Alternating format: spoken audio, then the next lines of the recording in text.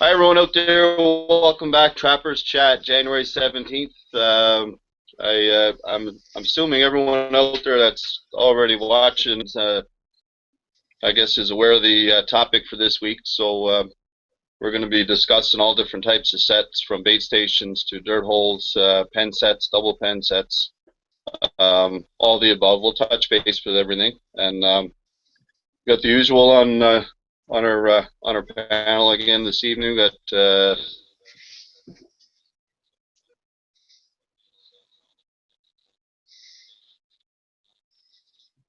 and so yeah, we'll get the questions and that going here, I guess. And we're hoping to have Aaron from Backyard Meat. He's having a couple of technical issues there, so hopefully we'll get him online here momentarily. But so yeah, Backyard Meat was hoping to join us and help answer a few questions for most of you guys in the lower 48. So. Um, So yeah, I guess just to get started tonight, um, I know a lot of people, I guess, and doesn't matter if you're after a canine or what, but bait stations is a common, I guess, a common way of trapping and sets and that, and doesn't necessarily have to be snares. It could be leg holds, could be conibears, all of the above, I guess. But I guess start off with you, Kirk. How do you choose a location for your bait stations? Like what are you looking for when you're out and you figure is a suitable spot to set up your bait pile? And just walk us through what you would do with setting up for different whether it be fox or whatever your sets are going to be for. Mhm. Well, when I start, what I look for is I like crossroads or whatever. If there's a crossing or like multiple roads joining together, I usually like a nice thick clump of tag alders and shit like that, and then I'll go in the summer and I'll start cutting little corridors all through this and then open it up where I have my bait pile. But yeah, I like crossroads, gravel pits there. I trap a couple of gravel pits or whatever, and obviously everybody knows the canines like to climb up on the piles and all that, so I try to establish the piles or the bait piles as close as I can to these scent mounds and stuff like that, and anywhere around ponds or whatever that I figure there'd be coyotes and foxes wandering through there. I usually set them up there. But all my bait piles, basically all my bait piles, have been there for years and years, and I keep them baited year round. If I'm out fishing or whatever, the guts I'll just throw there. I'll just drive by and throw them in there, just enough to keep them active or whatever. But that's what basically I look for it when I set up bait piles, and yeah. And Kirk, do you I'm just do you put all your bait in the one pile, or do you have multiple piles at your bait station? What I like doing is I look for a clump of trees there with multiple tree stumps coming off of them. And what I like to do is I'll take the carcasses and I'll jam them down there. I'll spread the trees apart as far as I can and jam them in, and then so they'll close up and they'll actually freeze around there. And then I'll take wire and just wire them just so they have to fight that much more or whatever. But yeah, usually everything I try to tie the trees and stuff like that there so they're not able to drag the carcasses away. And I know, Dave, you're a big fan of the pen sets and that, but out of the past experiences with your bait stations, you want to explain to everyone how you choose your locations for your bait piles and your setup, if you don't mind sharing. Yeah, well, saying I'm a big fan of those pens. Last year when I built them, it was mainly just to show some guys. I have never used a pen set in my life before last year. Um, my link sets, 95% of the links I've ever caught are in foot traps, just in a cubby. But my wolf bait stations, because I don't got coyotes on my line. The wolves keep them, few and far between. If they come out on the line, the wolves usually catch them pretty quick. So, basically the same as what Kirk is saying, but more so in a big black spruce swamp. But I mean, the number one thing is I try and find one of their travel patterns and put them near there. You know, the wolves will find it because in my area the bait never lasts long because the ravens are on it, like white on rice, and you know, the wolves, they listen for the ravens and you know, so on and so forth. But you know, so they will find it. But I like a real thick black spruce swamp, and I'll bait in there. I'll have I know you asked Kirk about one pile or two, but I'll mainly have one area where all the bait is, except I'll take all the beaver feet that I catch and I'll throw them through the bush everywhere. Because, like I said, the ravens will come and they'll clean that bait up in no time, but they don't know enough to go all through the bush looking for them beaver feet. And then when we don't have a bounty here on beaver, which hasn't been for the last couple of years, you know, I'll take the tails and I'll nail them to a tree, because then, you know, the ravens, again, if you nail them 4 feet up, the ravens can't get out, and the little whiskey jacks, they can hang off the tree and still eat them, which I don't mind. But they, but you know, like wolf bait stations are a little different than fox and stuff because, you know, the fox you can keep, and coyotes too, you can keep your snares in close. Like sometimes I've got my wolf snares a quarter mile away from the bait station, on the trails that they're running to get there. Once they get to the bait station, they're pretty wary a lot of the time. So. Well, that's another thing I wanted to touch base on for wolves and coyotes. I guess you use the same distance with your snares, and of course some of your perimeter snares can be quite a ways away from your bait pile. And I know in my personal experience, guys, especially with the coyote, the eastern coyotes, they're less likely to go in through a snare or a set that's any closer than say 60 yards from the bait pile. And so I know foxes, I think 20 to probably 60 yards is what I'll set out for my foxes, but most of the coyotes that I've snared in the bait stations in the past, I usually get majority of them in the perimeter sets, which are furthest away from the bait pile. And I guess you guys experience the same, Dave. I guess you notice that with the wolves. Oh yeah, because they haven't gotten into that, you know, slow down and start watching phase yet.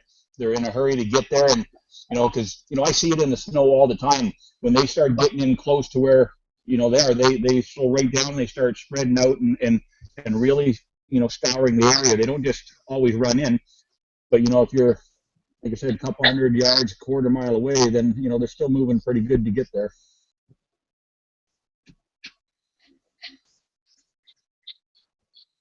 Kirk, do you have any bait stations set out right now for the fox in your area? Is that the type of set you're using right now? And how close do you normally have your snares from your bait pile? Well, right now I'm just chasing fox, Dave. So I have, I think, 3 bait sites right now that I'm using. And even though I still have coyotes and wolves in my areas, which I'm not allowed to go after or whatever, I have a tendency, I want to set my fox snares as close as I can to my bait piles, because obviously when the coyotes, like Dave was saying there, when they come in, they're on stealth mode, so they'll more apt to see the snares there. And I find the foxes, it doesn't bother the fox to have your snares close to the baits or whatever. It doesn't bother them at all. But that's the one way I deter my snaring fox or coyotes and wolves by accident, is I like hugging my snares close to the bait piles, and then I'll just avoid the coyotes coming in and the wolves and stuff like that. Yeah. Dave, just back here, needs just mentioning he still doesn't have a link. Okay. And Gonzo. Gonzo can't figure out his. Gonzo can't figure out his thing either. Doesn't know if it's a connection but he can't make out a thing. Either me or you. We're gonna have to go with Dave 1 and Dave 2 because I keep getting.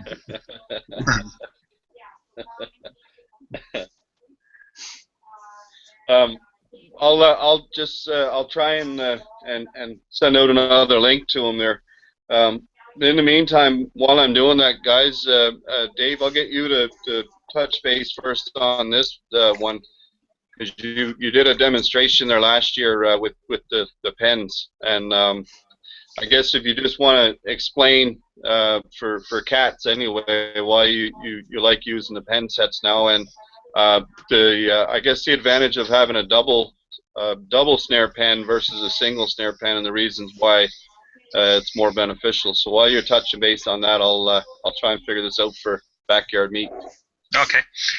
Yeah, like I said, I've always used foot traps for lynx, and then had a couple snares around.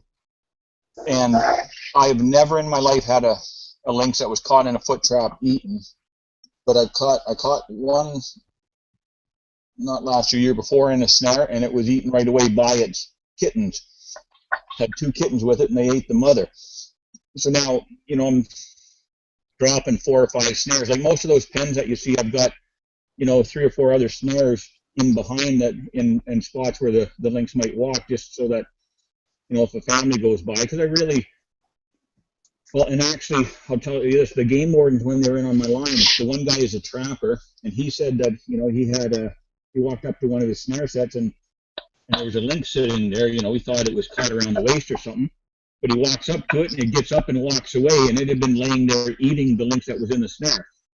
Mm-hmm. So there's nothing out there that doesn't like to eat snares or eat lynx, like I've mentioned before. So, I myself prefer to keep them, alive in a trap if I can, for a day or two. But now that I can't be there every 3 days, because that's our check limit.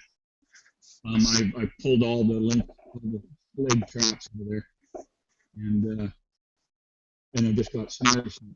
So I'm just hoping they got nothing. And if they're in thick enough bush, then at least the birds won't be in and stuff like that. But the wolves, there's no way they're going to last if a wolf walks by.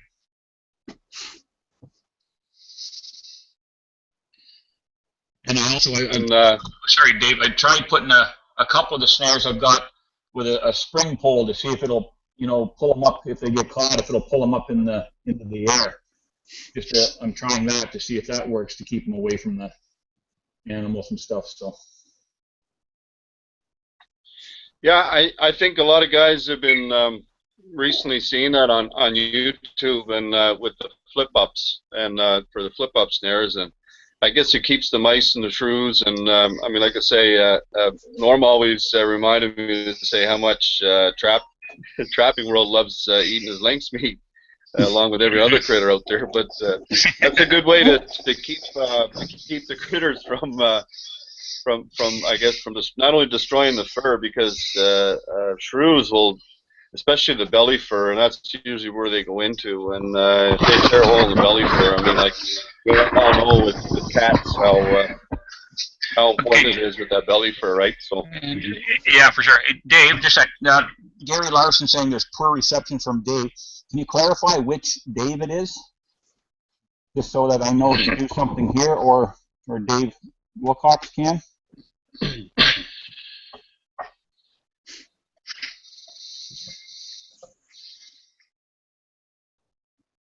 No, I guess it'll take a minute for him to. Mm-hmm. I guess if it's poor reception for me, if it's poor reception for me, he can't understand what I'm saying, probably then. So Kirk, it's from you, Dave. Dave, it's from you that they say you're getting bad. I've got perfect reception from you. Yeah. Yeah, everything's good here. Yeah.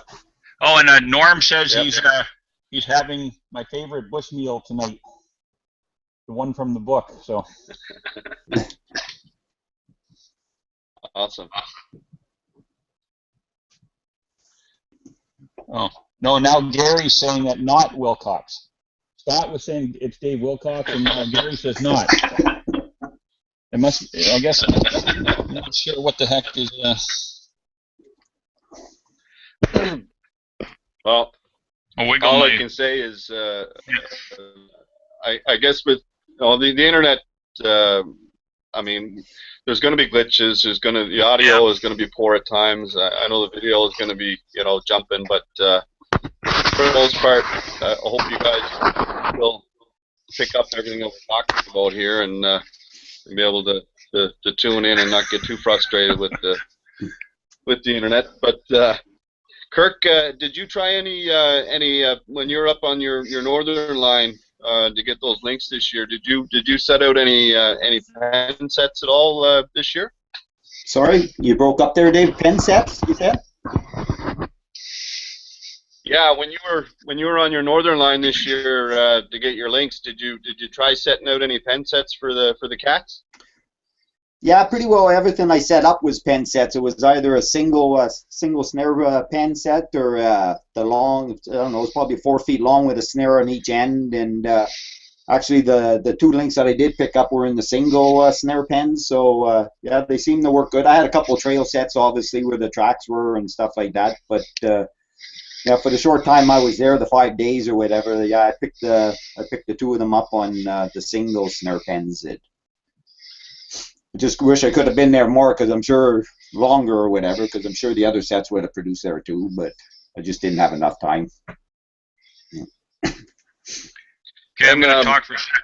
Oh, sorry, Kurt? Just to see if I just wanted to see if my mic was... Yes, go ahead, test that mic. Yeah, I just want to see if it's working a little better now. You guys let me know if it is, okay?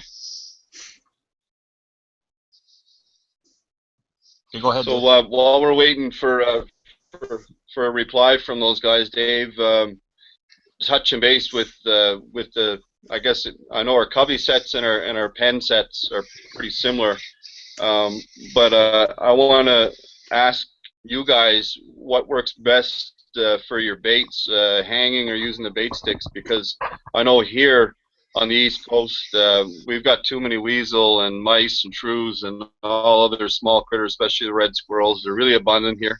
And I tried using a bait stick a few years ago, and it didn't work.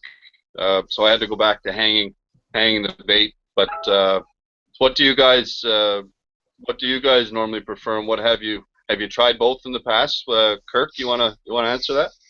Well, with my links there, when I was up there, I watched like my first time ever going after links, so I just watched a couple of YouTube videos, and they were using the bait sticks or whatever, and that's what I initially tried when I went up there. But I found the crow or the ravens and everything were just grabbing it and taking it through the back of the pen or whatever, and they just eat it there. So about the fourth, second last day, I guess I actually started to hang my bait just with a piece of wire and that, and I was actually tying it to the back tree or whatever, just so the ravens couldn't carry it off and all that there. But that's what it worked for me, is when the bait was actually tied solid to a tree there, that on the back of the cubby. Yeah. And Dave, if you want to follow up, I know you've tried both before. What's your preference there in your area? Yeah, I don't. It's rarely that I'll use a bait stick, and it's simply because my bait is always frozen when I am putting it out. So I always, hang it. Once in a while, I've used a stick, but very rarely. What I do right now is I carry a electric drill with me, like a battery operated drill with a 1/2-inch bit in it, and I just, because I was wrapping the wire around the the leg bone, but they get that off there pretty quick, and then I just drill a hole right through the middle of the meat, frozen meat, and then put a wire through there and hang it up.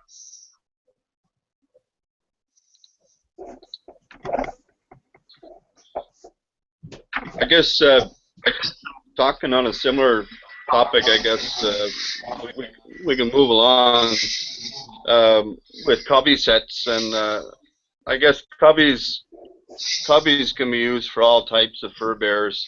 Doesn't have to be a canine or a lynx or a bobcat. Can be set out for everything out there, for that matter. And so I guess Dave, just give the people out there that haven't set up cubbies and want to give it a try, how much work is involved with building a cubby?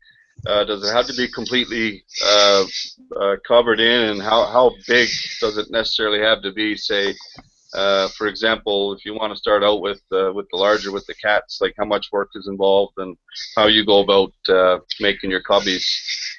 Well, for myself, a lynx cubby is about the easiest one to make, because I strongly believe that's one of the reasons I've never used the pen sets a lot before was until lynx get really hungry, I don't think they like to go into tight spots. So my lynx cubbies are, I got a big tree and I have a cubby fanning out like this, about 3 feet wide. And it's really not much of a cubby. It's maybe 5 sticks poles on each side coming down like this.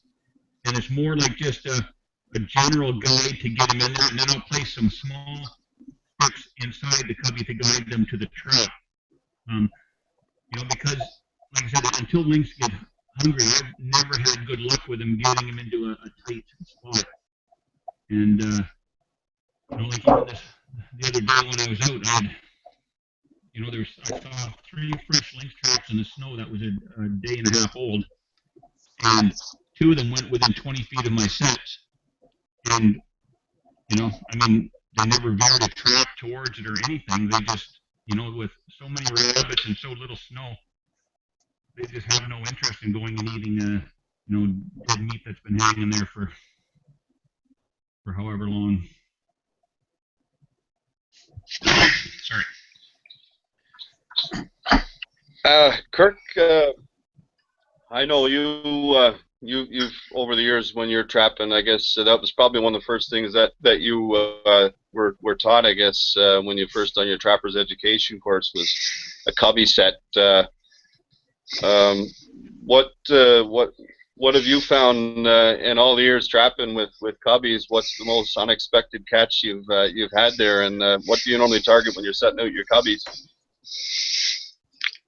Well, my cubbies are basically for fisher and raccoon and mink and stuff like that, and then obviously my marten or whatever. But yeah, I use a lot of plastic 5-gallon pails, and then I got a lot of old scrap plywood, so I made a shitload of cubbies for marten and my fisher and that, and I also make a lot just out of debris in the bush. And you got to remember, a lot of my sets there, like probably 75% of my sets are left there all the time, and I always have a trap there just about every year at them. So yeah, they're a deadly set. It's just this couple of weeks ago I found the wolves. Sorry, go ahead, Kirk. Just a couple of weeks ago, just before Fisher closed or whatever, I found the wolves there. They were going around all my Fisher sets, but they wouldn't go near the 5-gallon pails or the wooden cubbies. But all the homemade ones made out of debris there, they were just ripping them right apart there, the tops and everything, and just carrying the bait away and everything there. So yeah, they were avoiding any man-made structures anyways there. Yeah. Okay, sir. Well, Dave, we got a question there. Serge Tang wants to know about cubbies. Do we put lure in or out of the cubby? Well, I'll with my cubbies, the lure I've always had the lure inside the cubby. I mean, for lynx sets with the cubbies, you got a visual attractant, whether it be a CD hanging from the outside of the cubby to as a visual attractant, a visual lure that brings them in, and then but for the most part, if you're using beaver cast or a manufactured scent lure, you can smear that inside the cubby. Up, you want to. It doesn't necessarily have to be up high or anything, but I'll usually pick out a spruce bough or whatever and smear it on that fairly high so that the wind will carry it better. If you wanna touch on that as well, Dave, you can go ahead and answer that as well. Yeah, what I generally do is with a cubby, I'll bait obviously inside the cubby. Then I will take lure and I will smear it high on the tree or on a branch, like you said, and then the stick that I use to smear it, I throw that inside the cubby. And that's to, just so, like, you get that wind blowing by if you got it high up in a tree. And I think, it helps carry the scent a little bit. What about you, Kirk? What do you normally do? Do you do the same thing with your lures in the cubbies? Yeah, I'm like Dave there. I'll put the lure up high early in the spring or whatever, and then I use a lot of fish oil at all my sets. It doesn't matter if it's a mink or a coon or a Fisher's or a martin. I always give it a squirt of fish oil and that. So the fish oil actually goes in the cubby, and my call lure is usually held up high up in the tree. And then as the weather progresses, when you get -10 or whatever there, then I find that if you take your lure stick actually instead of hanging in the tree, put it right inside the cubby, and it gets their attention that way. But yeah, in the fall I hang it high. Yeah. Hey, Dave, we got another question. It's not on topic about this, but Rabbit Hunter wants to know how long can you freeze your furs, and do you leave them whole or skin them and not flesh them out? Well, you can go ahead and answer that, Dave. Okay. Well, Rabbit Hunter here, you got to be careful, because if you're holding furs over the season, then you need a permit for them. You need to have a holding permit, because as soon as the season's closed, I'm not sure what it is, but a week or 10 days you have to get rid of that fur. But after that, you're holding fur that's not in season, and you have to, to hold them over the whole summer. You'd need to have a holding permit. But I would never leave them in a freezer that is automatic defrost for more than a year, because they will dry out, and you don't want to. I'll tell you a story. When I was 16, I went up to North Bay. I brought my fur up, and I had caught a couple mink in my rat traps in the spring the year before, and so I skinned them and dried them and froze them, and I brought them up to North Bay and wanted to get an advance. So the grader was looking at my fur, and he picked up those 2 mink, and he literally went like this. He went, "Oh, I caught these last year, didn't you?" That fast. And what he told me was some of the oil from along the skin will soak up through the skin into the fur, and they can pick that up immediately that it was caught the year before.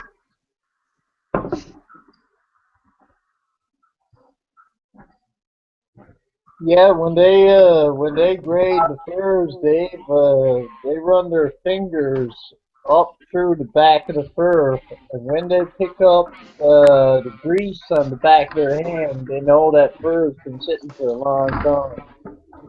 Yeah. Guys, I'm just going to step in there real quick, and in case I know you're, everyone here that's on the chat is aware, but we got some new guests on here tonight, and we want to welcome back Gonzo. Gonzo has decided to join in as well. We got a couple of lower 48 trappers, very successful, and I just wanted to touch base with that, bring that up. Welcome to the chat, Gonzo, and Aaron from Backyard. We want to say a big thank you for joining in as well. And just a quick note, I guess, is as we're going through questions in the chat room and whatnot, Dave will be helping out with that. And I'll just when Dave asks the question or brings it up, I'll just specifically get one of you guys to answer, and we'll go through the panel as we can, and should have a good chat here tonight. So I just want to say thank you, Gonzo and Aaron from Backyard Meat. Thanks for stepping in here tonight, and we should have a good group chat here tonight. We should be able to get a lot of fellow trappers answers for them with their questions. So thanks, guys. So yeah. Hey, Dave. Zach. We got a question here. Taquili, I don't know how to say that. He wants to know, are the coyotes and fox still good up here? He said they're rubbed real bad here, and yeah, we have no problem up here with them yet. That won't be till back half of February or so. What about you, Kirk? Are you noticing any of your foxes? Are they getting rubbed yet in your neck of the woods there in Ontario? Yeah, I would say, well, they're not yet, but I would give them probably about another 2 more weeks, and then I'll be pulling all my snares in or whatever there, because they're starting to get rubbed there now on the hinds and stuff. So Yeah, I figure another 2 more weeks and that'll be it for the fox end for me. Yeah. And Aaron from Backyard Meat, congratulations with your first gray fox catch there. It's nice to see. If you want to just basically tell the viewers out there, I guess the event's bringing you up to that moment on that set that day with regards to that fox catch, if you don't mind, Aaron. Yeah. It was one of those total shockers because it wasn't. It was set for coyotes because there was a bunch of sign around there, and I had never caught a fox and came around the corner and it totally caught me off guard because it wasn't what I was expecting. But it was just basically a real simple dirt hole set. It had a nutria leg in it, the number 3 offset, and there it was. And I actually ended up catching another one the next day. So I went from 0 in 4 years to 2 in 24 hours. So I guess that's pretty cool. Almost out of a fox trapper. So Good. That's a good sign. The population is growing, eh? Yeah, and I actually thought it was kind of a small one, but I guess I didn't realize how small foxes were since I've never caught one, because I measured both of them, and one was a large and one was an extra large. So apparently I just didn't realize they were that small because I was used to, coyotes and bobcats and some bigger critters. So I got a little bit of slack about catching a pup, but I don't think it actually was. And Gonzo, have you said anything out this year at all? I know you mentioned in the previous chat that you just haven't got a whole lot of time this year. It's just more of a hobby, and that I know you do a lot of demonstration videos to help fellow trappers out there with your sets and that. But have you got any gear out at all? And if you could just let the viewers know, have you noticed a difference this year with any of your fur being less prime than it normally is, or if there's any changes, if you think this year?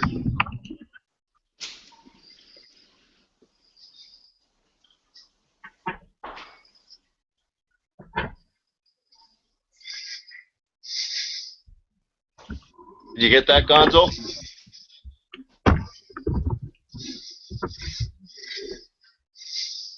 It's giving you the silent treatment. I think his audio might be turned off there. Yeah.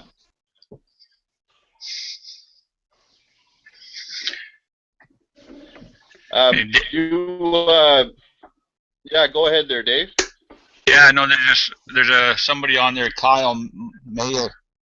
He's I'm not sure what he's trying to say there, but he's got a whole bunch of letters that mean nothing to me. So I don't know if he's just farting around or if he's sabotaging or what he's doing, but.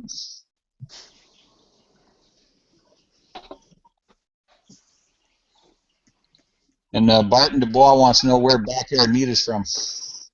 I'm in Oregon, and I'm on the west part of the state, which is the rainy part. The eastern side of Oregon is more like high desert. Most of it's 5,000 feet or higher. So a different world over there than is in the valley. So I'm mostly in the mud and rain versus the high desert. Okay. Yeah, we can see that with the elk and the mule deer horns there. Yeah. There's a new one coming with eyeballs for that mule deer too from this year. So upgrading.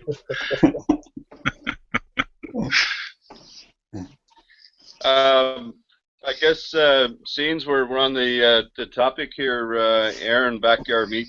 I know dirt hole sets are more common in the lower 48, and for those fellow viewers out there, because I know here in northern Canada, by the time the season opens, like we've got frost and permafrost, so it's difficult for keeping those sets in order. But can you basically just walk us through a basic dirt hole set that you would set out, and I guess if you choose to, like, what type of tools and that you'd be using, and whether you decide to have an off-center set for the trap, or what you find works best. So if you want to touch base with the viewers on that, that'd be great, Aaron. Yeah, sure. So with most of my dirt holes, when I first started making them, a lot of times I'd be a little bit more elaborate, trying to do more blocking, And what I have found is literally I'll take out a hammer or an axe and use the handle to pound the hole in, and I'll put in some kind of meat and usually some kind of lure, and put a couple rocks and sticks, just so they're theoretically going to be more likely to step on that pan. And my theory is if they're working that dirt hole at all, they're not going to come up. They're gonna take some time to figure out what's in that hole. So as long as that trap is set somewhere that they're not going to want to step on a stick, usually it works out pretty well. And I actually set my traps a lot of times. You see here 18 inches, 24 inches back from your hole, and I'll end up setting them actually even farther because I found, especially with coyotes, they'll sniff, but they'll decide something doesn't look right, and they won't get that close. With bobcats, it doesn't really matter. They don't care. They'll walk right up to it. It's not a big deal. But if you're running a multi-species line, I say put the trap away, farther away from it, into somewhere that they're gonna. I'm not sure.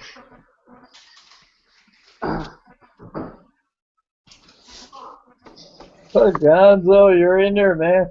We got you. You can hear me now? Yep. Yeah, great. Yeah, we can hear you. All right. I had my speaker turned down.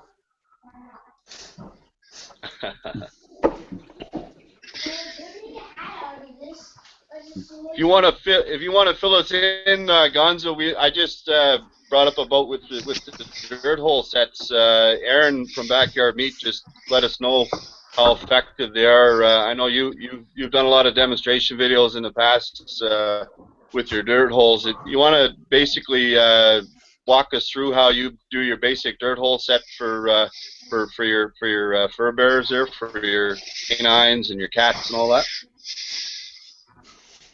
I mean, like you said, they're pretty much basic. All I use is a couple tools. Dig myself a hole 6 to 8 inches deep, throw some bait and a lure back in there. But I try and put some guide sticks in, like Aaron said, a rock or something to the back of it so they can't come in from the back and grab the bait and anything from the side. And there's no special distance for me, maybe 9 to 12 inches. Trap on the side of it. Once in a while I put a double trap there, but other than that, single set, and normally it works pretty well.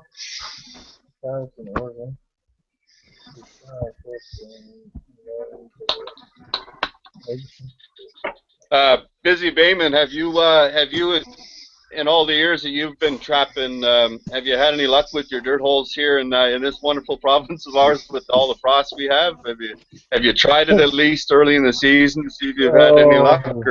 Oh, Dave, I've tried persistently. I watch all the YouTube videos. I watch all these guys catching foxes and coyotes and wolves and dirt hole sets. And I've tried and I've tried and I've tried. I've done everything religiously as we've done. It just don't work here, man. I don't know why. It just don't work here. I've tried to begin last fall, the traps freeze. I've even had coyotes piss on the trap. It just doesn't work. I don't know why. I can't understand it. I mean, I've tried different scent lures. I've tried bait. I've tried it all, man. Dirt hole sets don't work in Newfoundland or Labrador. I tell you what do work. Beaver houses. The trap on a beaver house. Put your scent there on a beaver house. Every critter in the fucking woods is going for a beaver house because that's emitting steam, emitting scent. If you're looking for predators, you're going for easy game. Beaver's putting out good scent. He's going for it. Tailor trap on a beaver house. Bait it, scent it, and you'll get them. The dirt hole sets, maybe on a beaver house. That's something I haven't tried. That's probably something I'm going to try pretty soon, I'd say. Chris, I want to try the actual dirt hole set on a beaver house. Chris, you got to remember, you need dirt. You're living on the rock, buddy. You need a diamond drill to make a dirt hole set. The only dirt that's there is on the beaver house.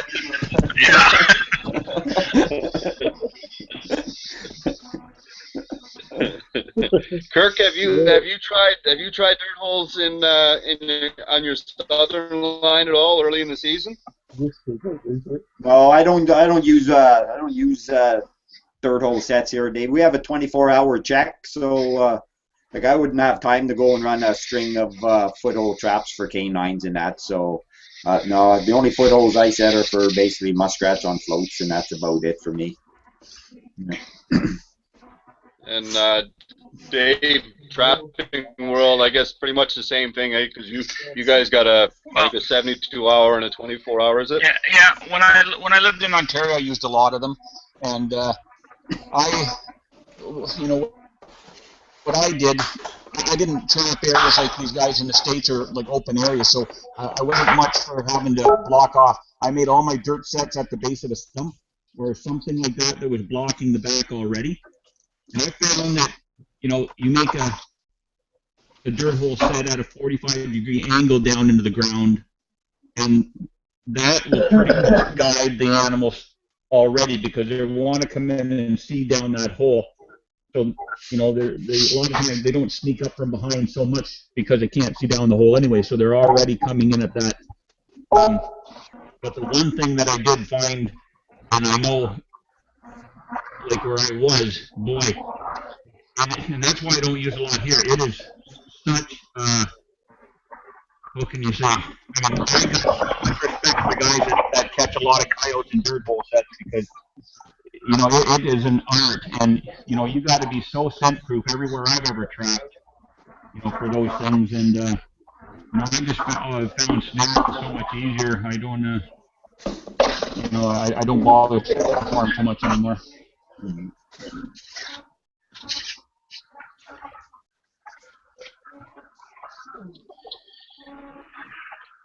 I just wanted to go back. There was a question earlier in the chat from, I think it was from NL. I think it was NL Hunter Fisher, and he was asking, and I know it's a little off topic, but I thought we should try and help him out. And I know Kirk will definitely be able to relate to this and answer pretty quick, and then we'll go through the panel as well. But he's got a trap shy beaver, and he's wondering what he can do to get that trap shy beaver. I guess he hasn't had any luck with getting them in the steel. So, Kirk, if you want to try and help him out with that, that'd be great, and then we'll go through the rest of the panel with trap shy beaver. Obviously, there's ice on the ponds or whatever, so I would definitely set up a bait pole there with half a dozen snares on a pole, and yeah, you're almost guaranteed there. I've always believed there next to a coyote, if you miss a beaver in a trap, man, he's going to cause you havoc there till you figure out how to get him. So I prefer my snares, and if you not accidentally miss them or whatever, you're not going to startle them or scare them. You just pull up and reset again, and you're bound to get them the next time. So I would definitely go to a bait pole with 4 or 5, 6 snares on a bait pole. Yeah. And Chris, I know you've got some beaver in your area. I know you don't have a designated line yet, but just to touch base here, I'll get you to add in as well. Like once a beaver is trap shy, that's it. You're not gonna have much luck. But if you are going to be using the snare poles, I recommend using a dry stick with, especially not an Apps or a Poplar, because they're going to take off with your pole. But I know you've experienced that, Chris. If you want to touch base over the years that you've seen beaver and trap shy beaver. I seen my old man get that frustrated with a beaver. He'd been trying to catch for a full winter one time. He literally chopped the house open, crawled in it, and tailed traps. But there is a better solution than that. On the 2 runways. Now this might take a few conibears, but it's going to take 4 conibears actually. It wasn't going to take. If you got a trap shy beaver and you want to see him gone, where you find there's 2 exits out of the house, and you tail 2 conibears, one on each exit, as tight to the exit as you can, and then tail 1 about 2 feet, 1.5 feet outside of it, on each one. Right? That way, he'll drive a stick, or a muskrat, or a young beaver out in that trap, and then he thinks he's free to go, and he goes into the second. It takes a few traps, but you'll get them. And Aaron, I know you had I think you had a record beaver catch this year, didn't you? And I can't recall if you want to fill everyone in there what type of set it was that you had for catching that big beaver. On that particular one, it was just on a run, and I didn't have any lure, anything. It was pretty early in the year, and I was basically just catching whatever was used in the runs. In fact, I was actually thinking it was going to be an otter because it was on a pretty good slide.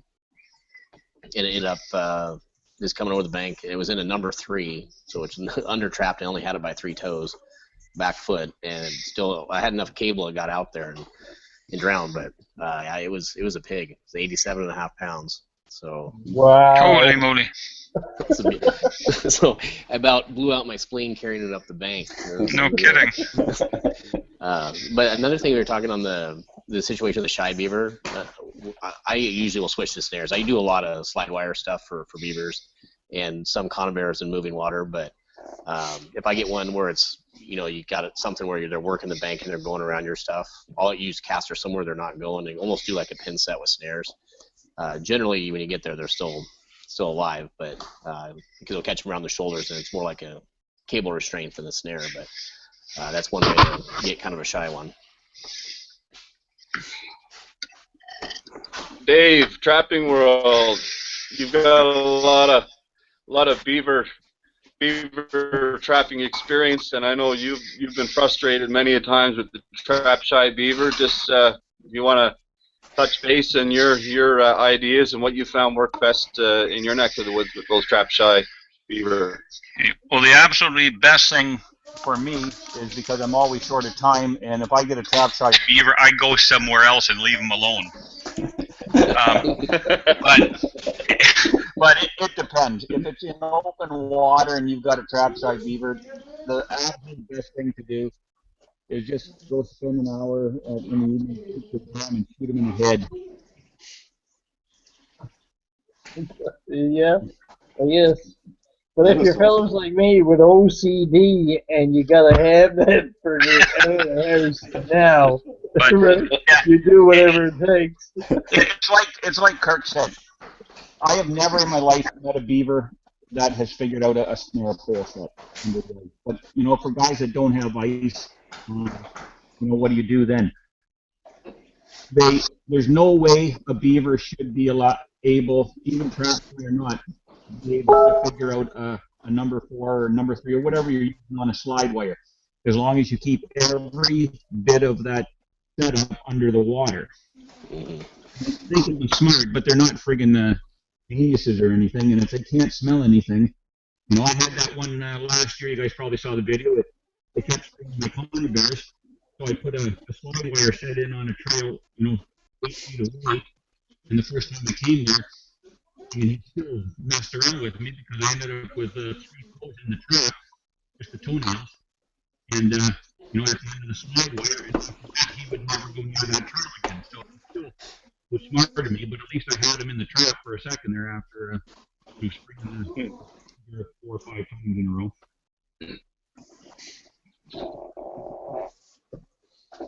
And just on that note, Dave, I notice a lot of guys, well, not a lot of guys, I know an individual there, he shies away eventually from his caster mount, and he'll use beaver oil, the oil that the beaver actually cleans his fur with, and it doesn't take all that much, just a couple little drops or whatever, and that's probably something he's probably never ever smelt before or whatever. I know everybody uses caster or whatever, and they beat it with a stick or whatever, but just try if you can get some beaver oil or whatever, and supposedly all it takes is just a couple of drops, and that might be something else to try there. And just another thing about beaver oil, I used to use that when I was living in the bush all the time as a waterproofing for my mucklucks and my mitts. Okay. You get a lot of foxes and coyotes chasing your tracks? No, it was all timber wolves back then. Didn't have a coyote within 150 miles of me, probably. And you know what? It's still the same way down in Labrador, Dave. We got a very healthy population of wolves and no coyotes. Lots of foxes, but Mhm. no coyotes. Yeah, no, wolves and coyotes don't get along very well. The same way, a lot of places coyotes and fox don't get along. Like out here in the farmland, there's very few fox where I am, compared to coyotes. But up in the park, got quite a bit of fox, and then all the timber wolves. But the coyotes will sneak through every once in a while, but you don't usually see their tracks there more than once. Yeah, yeah.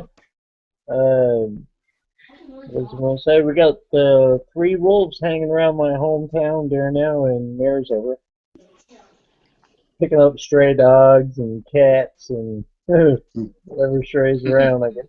Stray kids. Yeah, maybe. Well, there's no stray kids. There's 2 cold. Yeah. Yeah. Well, guys, I just want to bring this question out there I know many of us out there, we're trying to figure out, I guess, the advantage, especially this time of year. I know a lot of people find that the bait stations kind of die off a little bit later in the season, and a lot of it has got to do with, I guess, the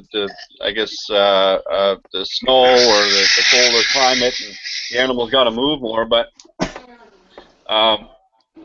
blind trail sets and why they're effective, and why you would think that they're probably a better set this time of the year versus the bait station, or your thoughts on that. And yeah, if you just I guess, and how to identify a blind, where to put a blind set, like how do you determine where to set that set to?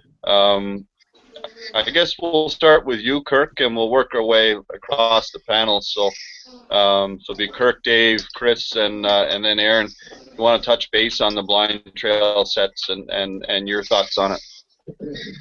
Yeah, I do set a lot of blind sets up, and what I usually do is, like, I don't normally start snaring until the snow comes, obviously. So just about any fox track I see, I'll definitely slap a snare on it, because I'm sure lots of people have noticed there. You'll see one fox track, and then as it comes to a meadow or whatever, all of a sudden you'll see multiple tracks taken off. So they're almost like a cat. They'll walk right in their same footprints there all the time there. So anytime I see a single track, if I have enough snares, I'll set up every fox track I see, and they are deadly or whatever. Their guard's not up because they're coming into a bait pile and that. So yeah, I usually have a lot of good luck with blind sets. Yeah.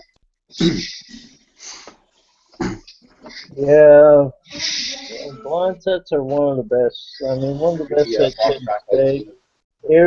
Whether it's around a bait station, a game trail, you name it.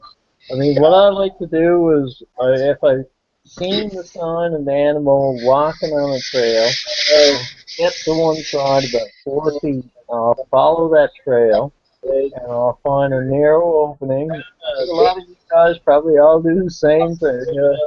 I'll find a narrow opening where it's closed in and where it's dark from the light of the moon, because light is not that great on snares.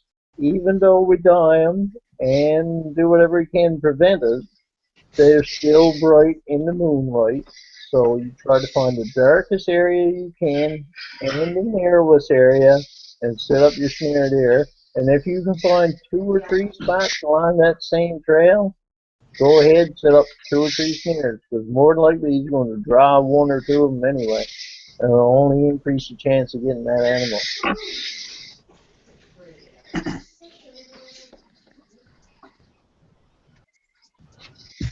Hello, fellas. Hey, Jeff, how are you? Not too bad. How's everybody? We're doing awesome, thanks. Very on. Howdy, Jeff. Hey, Aaron. How about you, Dave? About your blind sets, you use a lot of blind sets? Yeah, for wolves, I probably have, At least as many blind trail sets out as I do have. baited snares. When the wolves come through, and anywhere where they have a peep post along my skidoo trail, I have lots of blind sets on my skidoo trail, but like everything else, it's always time with me. Every snare I got to move to drive the skidoo by just takes more time. So what I love to find is places where I'm skidooing through a tight spot, and then there's room for me to go around somewhere. And so I'll make a trail like that, and I'll put a line snare set on the one that is in more of a straight line, because that's the one that they'll generally follow. You're going to get the odd time where they go around the other way, but a lot of times what I'll do is have a tree cut that I just got to move the tree drive and then put the tree back over my second trail, and that'll stop them. But I love that set, and with fox, you probably noticed in the videos, I don't snare a lot of fox just because there's not a lot around. I'll get 4 or 5 a year, but when I see a fox track, if I want to catch it, I just put a snare there, and 90% of the time I'll have them in a week. But watch where they're walking, and it's a matter of paying attention. When you're driving by and stuff, you see something that just implanted instantly into your brain. And you come back again, and there's another Track there, bang, you're throwing a set in there right away.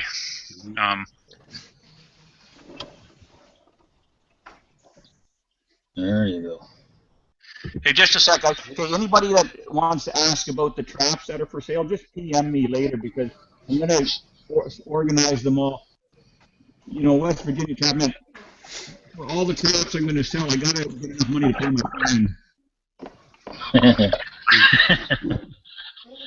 But, I'll be getting rid of all those things in the spring when I have time to sort them all out. Like, I'm just very too busy right now to just throwing them all in piles, and I'll sort them all out and sell them at a dozen at a time, Oh yeah, Dave, congratulations. No. Oh, never mind. Oh yeah, Dave, congratulations on your Facebook page there. Oh, yeah. Yeah, cool. I'm trying to figure out how to turn off the notifications on my phone because it's going freaking crazy for the last 2 days. That's what I told my wife when I got home from work today. I've got so little time to do anything already, and I get home and there's 68 things, and I feel obliged to answer to every one of them. And I'm just like, oh man, Man, you can't, Bruce. I know. I'm living it too. I'm still trying to figure out how to turn off the notifications. Yeah. But it's good. I've got Dean Grizz he's on there too as a administrator, so he's been helping doing some of the. Yes, I think that's who added me. Yeah. Yeah, he's been helping along there too. So. Yeah. Yeah, that's great. I mean, that's great because a lot of guys are not into the YouTube thing like we are, but they are into the Facebook thing. That's great. We can share shit for them too, for that too, right? Awesome. Yeah. Yeah. Kudos, Dave. Yeah. Hey, this is the snare we need for this guy. What happened to my sound here? So, Aaron, do you snare a lot, Aaron? And were you trap? I do some. The last year, I only had one snare out, and it was that first bobcat I caught a couple weeks ago. That one snare and one catch, so it's a good snaring season for me so far. 100%, right on, dude. Yeah. Right on, yeah. What I ended up doing the last couple of years is I'd have snares out all around my bait stations, and since we never have snow, what I've kind of moved to this year is doing more like the blind trail set, where I'll have a bait station, but I'll have leg holds all out kind of through the, all the little trails that once they start coming in, same thing you guys see in the snow, once they start pulling the bait away, I'll just go out a little bit farther and set a leg hold. My goal someday is to get out somewhere, or if it ever snows here, is to get those snares back out. Cause, if it ever snows, that's hilarious. Yeah. Our snow is actually called mud, so it's a little thick. Does it get cold at least there? About 2 weeks a year. I'll get like skim ice, like probably 10 mornings a year total. What the fuck just happened here now? Yeah, too, Jeff. We're at minus 45 tonight with the wind chill. What the hell's going on here? I can't hear you fellas anymore. Yeah, we Fuck Cossack. hear you, but you can't hear us saying that we can hear you. Aaron, when I was back in Labrador there at Christmas, they had 14 inches of ice then. Yeah, we were 45 degrees today. So I was like, normally it's 10 degrees. Yeah, well, that's, I guess, you guys up north. I don't know what that works out to, but Yeah. But it was warm. I was in a sweatshirt, and that was about it. And jeans, and I was sweating out there. Hey guys, Todd Whitmire wants to say congratulations on the Facebook page, Dave. You're only 15 years behind the rest of the world. Hey, Aaron, you taking boarders? What was that? You taking boarders? he wants to move. He wants to move there. I can't hear a damn thing, fellas. I gotta ditch you here for a second. Hey Jeff. I could pay $100 a week, man. Come down and live with you, not a problem. Can't Bring that big black Jaguar you got sitting on your lap, though. Hey, what's here we need for him? This is Billy Bob Joe. No redneck pun intended.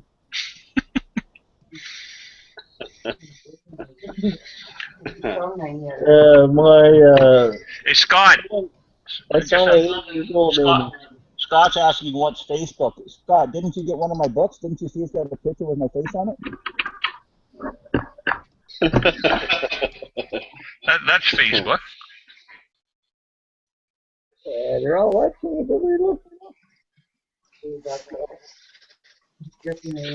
Guys, I don't know how many out there use urine post sets, but I just wanted to touch base with that as well. I know a lot of people out there use that are faithful in using urine post sets, and from my experience here on the East Coast in Northern Canada, we've got breeding season for most of our fur bearers that we go after are near breeding now or pairing up, and so I've had a lot of luck usually January months with using the urine post sets, and so I don't know the rest of you guys if you've bothered using them or not, but I guess Dave, if you want to touch base on your impulse sets and the success that you've had throughout your trapping career and how you find them effective and whatnot. So yeah, I've got you know, a half a dozen scent posts or urine post sets out, but I don't ever make them. As the wolves are running along my line, when they set up their own, then I'll drop in, you know, a set there.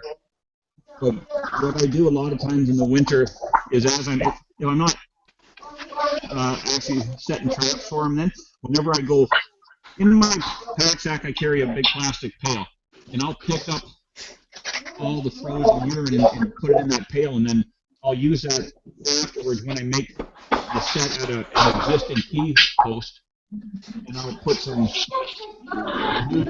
Urine on it. that I picked up, you know, Over the whole trap line, they'll all mixed together, and I don't know if it does anything, but it's just something to do. But you know, it's a matter of them getting back. Like my wolves, you know, if you guys watched the videos a couple weeks ago, 10 days ago, there was 2 deer kills that I found that one day, and the wolves were just everywhere. And then, you know, I put in a bunch of snares, and the wolves all were gone. They moved. They finished up them deer and moved.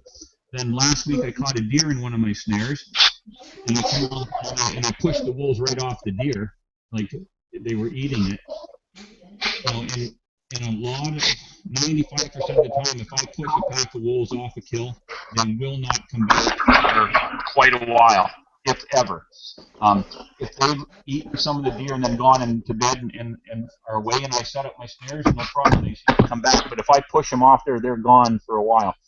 So, you know, the wolves were on that deer. They'd only eaten a little bit of it. I threw in half a dozen snares, and when it came back, they hadn't been there. So I'm hoping when I get there day after tomorrow, there'll be they'll have come back, and then maybe we got a few more. Yeah, wolves are pretty safe, man. You gotta say, it's not 10 wolves you're thinking about here. There's only one that leads the pack, right? And that's the guy you gotta convince to stick around or stay away or do whatever you want him to do. But if you keep him in the area, the rest of them will follow. Yep. And if he don't want to stay there, you can pretty well do what you like. If he gets the whiff of another female 10 miles down the road or 20 miles down the road, he's gone. And everyone's behind him. Yeah, well, they have their circles like most animals do. Other than beavers and muskrats, they live in a specific area. But most members of your weaver family, they all have their pattern, their hunting area. And they can crisscross over. The wolves where I am, probably are running a 10, 15 mile circle, maybe more than that. Otters are the same thing. Otters sometimes it takes a week to 10 days for them to come back on their circle. But these guys here, right now it's such easy hunting, and they just are killing everything. So they kill something, and they stick there for 3 or 4 days until it's gone, and then they move on. Here's the other kicker. You have a lot more prey up there where you have deer, elk, moose. Here, the only big game herbivore-wise we got for predators to hunt is moose or caribou. Mm-hmm. And caribou population is low. So here in the last 3 or 4 years, it's been taking a long time for predators to make their loot or, their come back on their trail. I've seen signs of lynx there a couple of years ago. It took, I think it was almost a full month before that cat came back on the same track. And same way. I set coyote traps up the far. I picked up some fresh sign, really nice fresh sign. There was 2 or 3 coyotes traveling that trail. I tailed up that trail. Nothing hasn't come back on it since. It was at least a month before they come back on that trail since. And my traps are long frozen in, and pretty well forgot about it. So I went and I pulled them. But like I say, it all depends on game. I mean, if there's a lot of game in the area, wolves, predators will maintain a small area. They'll frequent more often. If there's less game, they control a larger area, and you'll see them less often. Yeah, well, that's the same for every Sorry, I was going to just ask Aaron. Aaron, have you had many year impulse sets on your line at all over recent years? And what are your what is your hindsight in whether how effective a year impulse set would be in your area in Oregon? Well, they're really awesome for catching possums. I mean, you just suck them right in. They come in grinning all the way, right? Every time. I don't really do a whole lot of scent posts. I do use some bobcat urine out of spray bottle around cubbies, and that seems to work. In February here, but yeah, this pea poster means it's either skunks or possums, and I think the coyotes come by and just laugh at them. But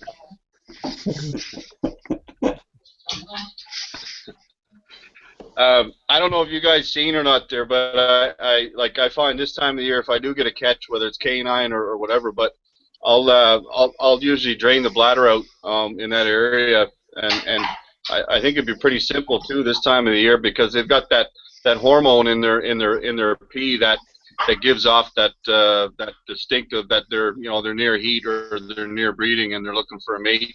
So what I've found in recent years is I'll actually drain the bladder out. Sometimes I'll put it in a mason jar, but more times if I know there are other animals in that area, I'll actually just drain the bladder there on the snow, and that tends to work quite effective. So Kirk, have you done anything like that in your days of trapping with the draining the bladder and stuff? Do you find that works at all? No, I don't usually. This is the time, basically, right now with the breeding season coming up. There is when I use urine or whatever. I'll just buy the stuff from Trans Canada just to give a squirt here. But now this time of year when the breeding's just starting to kick in, there, this what I find, anyways, is this when it really works is the urine sets. And I don't, like I say, I don't set lake hole traps. I'll just go and I'll set them at my bait pile. I'll give it a couple of squirts of fox urine and stuff like that, and and actually, right now is when after you make a catch. Like a lot of times, I know I've made a catch before I even see it because that's all you can smell in the air is this fox urine there. So I guess they're squirting and marking everywhere there. So sure sign is when you're coming up and you can smell fox urine that you actually have a catch. And yeah. Hey, Dave. Yep. Yeah, no, so got a question. Scott wants to know if I can maybe explain a little bit about that scent post in the water set that I put a video out on. Before you get started, go ahead. Dave, I'd like to jump in there. Go ahead, Chris. I don't know about you guys, but you got a canine dead in the snare for a day. Dave, hats off to you, man. You got a stronger stomach than I have. I've squeezed on the belly of big canines. The smell that comes out is I can smell it now, man. I'm urging, just thinking about it. Kudos, buddy. He's in the urine of a dead dog.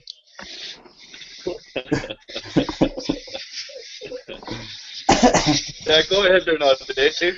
Okay, yeah, so, I mean, if some of you guys didn't see the video, it's a wolf set, and I don't see why it wouldn't use. I've had a whole bunch of guys ask me if it would work for coyotes, and I really can't see why it wouldn't. But it's like I've got a wooden stake, and I put this together at home, and a chunk of deer hide. In Ontario, I use moose hide all the time. That's what I had. Now down near the bottom of the stake, you wire that moose hide onto it tight, but you got to make sure that that's wire is going to be below the water level. And you can go in anywhere up to 12, 14 inches of water. But where I made the set, it's only about 4 inches deep. You hammer this stake into the middle of a creek where it stays open all year long. Below a beaver dam or something, if you got a nice, it's kind of a really tricky set to find a spot that you can make the set in. Because if it freezes over, it's done. And it's got to also be in an area where wolves travel close by. I mean, I caught lots of wolves in this set in Ontario, but I finally found a place here to make the set, and so that's why I put it in. But if you see the set, I got a stake hammered into the pond. Now, the back side here is a fairly steep bank, so generally the wolves aren't going to come down that side. The opposite side, which is closer to the stake, is a more shallow grade coming down. And you can drop as many traps into the water there as you want. And I've got about 6 to 7 feet of chain with a grapple hook for a drag. And like I said, it's a pretty easy set to make. The only hard part is finding a place to make it. And once you do, it works for every year. But when I was out yesterday, the wolves came out onto the lake about a quarter mile away, but they turned south instead of north to come up to where the set was. They never actually came by to test it out. But like I said, I've got lots of wolves in it in Ontario. And actually, there's one picture the picture on my YouTube channel, that wolf that I'm holding there when I'm in the black jacket. I got the wolf by the head. That one was caught in a set like that. And I don't see why it wouldn't work for coyotes. Oh, and then on the deer hide or moose hide, whatever you're using, I put a big glob of scent, whatever wolf scent you use, on top of the deer hide, and that's what brings them in. And they'll walk in that water. And is my audio still really bad, Gary? Did I say that? Is anybody else having a problem with my audio, or is it just Gary? No, it's breaking up there, Dave. It's very crackly. Okay, so maybe I better go spend more than $12 on a headset then. I don't know. But I can't afford it now. I With got all to pay my that fine first. fur that you're catching, all that fur you're catching, you can afford a nicer set than that. Well, we'll see what happens with my after this fine I get. So. Yeah, whatever you just did, it made it sound better. Oh, Yeah. yeah, I think there's a loose connector that every time I move this, it seems to help. Is it good now? Just that set, Dave, that you were talking about with the traps in the water. I've seen another set basically like that, but what it was more like stepping stones. The coyote or the wolf would walk on the stones, and then under one the trap was covered with peat moss. Would that? Yeah, same idea. Instead of getting his feet wet, he'll be walking on the stones, and then. Yeah, I've seen that set in books before, and I mean, if you ever, like I said, always paying attention when you're going through the bush. I have never watched, if wolves have to cross a creek, I've never seen them go from one stepping stone to another. They just go right through that creek. They don't give a crap.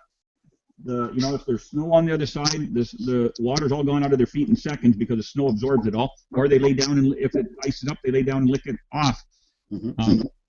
I've never seen a wolf naturally go and use stepping stones. But you're right, I have seen that said in books before.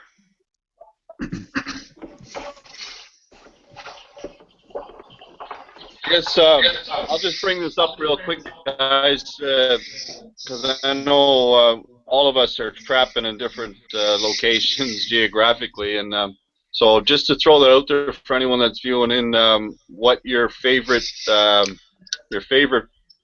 animal, I guess, fur bearer to catch is, and your favorite set to use to catch it, and why you like it so much. So I'll just start with you, Aaron. I mean, I know you got a good variety of nutrias, possums, skunks, and otter. I mean, you do have a pretty wide abundance of different fur bearers there in Oregon in your trap line, but by far, I guess, what would you consider to be your most favorite animal to catch in your neck of the woods, and the type of set that you use to trap it? Well, you nailed a couple of my favorites right off the bat. So, but my very favorite is bobcats. I love catching bobcats, and I don't catch that many of them, but most of what I do is use a lot of the same sets that everybody sees, with the kind of a cubby set, but. Like I said earlier, this last season especially, I've really dumbed down my sets just for time, and I don't think I have to do as much. A couple sticks to block things off, but the main thing I'm doing now is for a cubby set is I just make sure my bait is somewhere that birds can't see it, because I've caught a couple of hawks and stuff over the years and had to release them, which, besides a feral cat, is about the worst thing on earth to try to release. So just a simple cubby set. I use either beaver, nutria, wonderful bait, and for as bummer as they are to keep showing up on the end of my lines, at least they make really good bait. So you release a feral cat?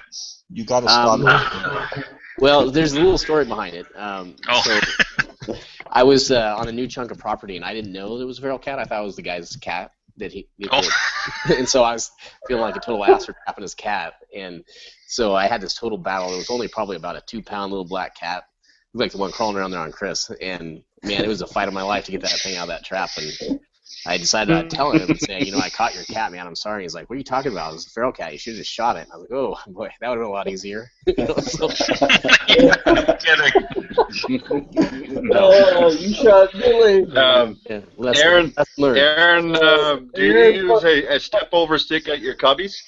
Absolutely, yeah, or a rock or something. I'll offset one or the other. I'll put a rock right next to the jaws, and then over the front I'll put a stick. Just to kind of guide the foot a little bit. But I see guys put little tiny poker sticks in everywhere, and I don't know. I just feel like you don't really need to do that. Like I said, if they're working the bait, eventually they're going to step on it if you have it something they're interested in. Yeah, if you got that bait tied on, they're going to be working, right? You either catch them by the front or the back. Anyways, funny story here. Same scenario. I had traps about 4 miles from the town here, and it was just on 20 yards, 25 yards off on the logging road, and stepped out of the pickup, We're walking into my trap set. I had a cubby set there, and bait hung on a big tree, you know, nice set, right? And I looked into the woods, man. I could see this gray mass, eh? I said, holy shit, I got a lynx, eh? Nice gray lynx, boy, nice one, eh? I got in there, boy, and I get closer and closer. I said, oh yeah, it's a lynx, yeah. And he's raw, I reckon he's in the trap, huh?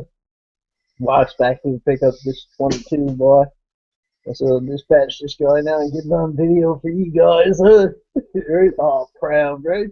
Proud to peacock, huh? Walks up to the trap. Here's this Jesus big gray tomcat, huh? He's roaming around in the woods for the last 2 years by itself. You want to see it, man? I should have probably got footage of it because it was huge, man. It was almost the size of a lynx, man. What a brute of a cat, huh? I said, what a sin, boy. I had a number 3 socket there, right? I probably could have let it go. And I went up to this cat, boy, you know. Right. Well, obviously, you see, cats myself. Well, you know, gonna kind of caress this little cat boy and let it go, right?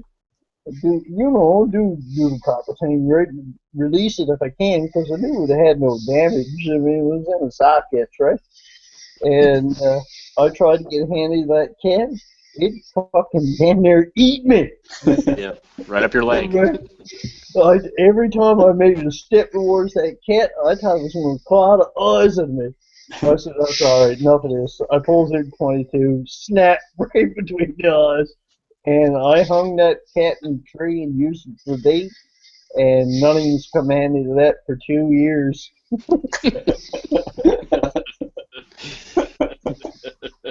Kirk, what's your favorite animal to catch, and what's your favorite set to use when you're trapping them? Oh, I like my marten there. I know I've said it 100 times there. Nothing looks nicer than a marten hanging in the tree there in a trap. So it's basically the cubbies hanging in the tree, baited with beaver or muskrats, and with the 120. And they have to be one of my favorite all-time animals to be harvesting. Yeah, is the marten. Not the 120 Dukes, though, right? Dave, I think we're allowed. Now, Dave, I think we're allowed to use the 122 currently. Well, they're not certified. Yeah, no. Here in our province, it's. I kind of think for Martin, I think we're allowed to use the Dukes, but you know, I want to buy our some? regulations are.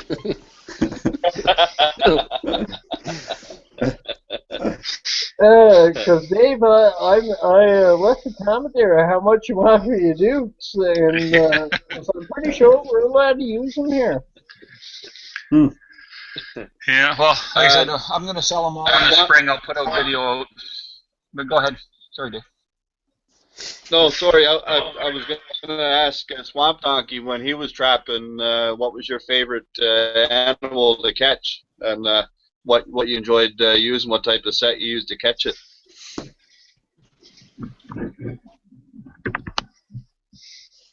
Are you there, Swamp Donkey? He's hit or miss, I think.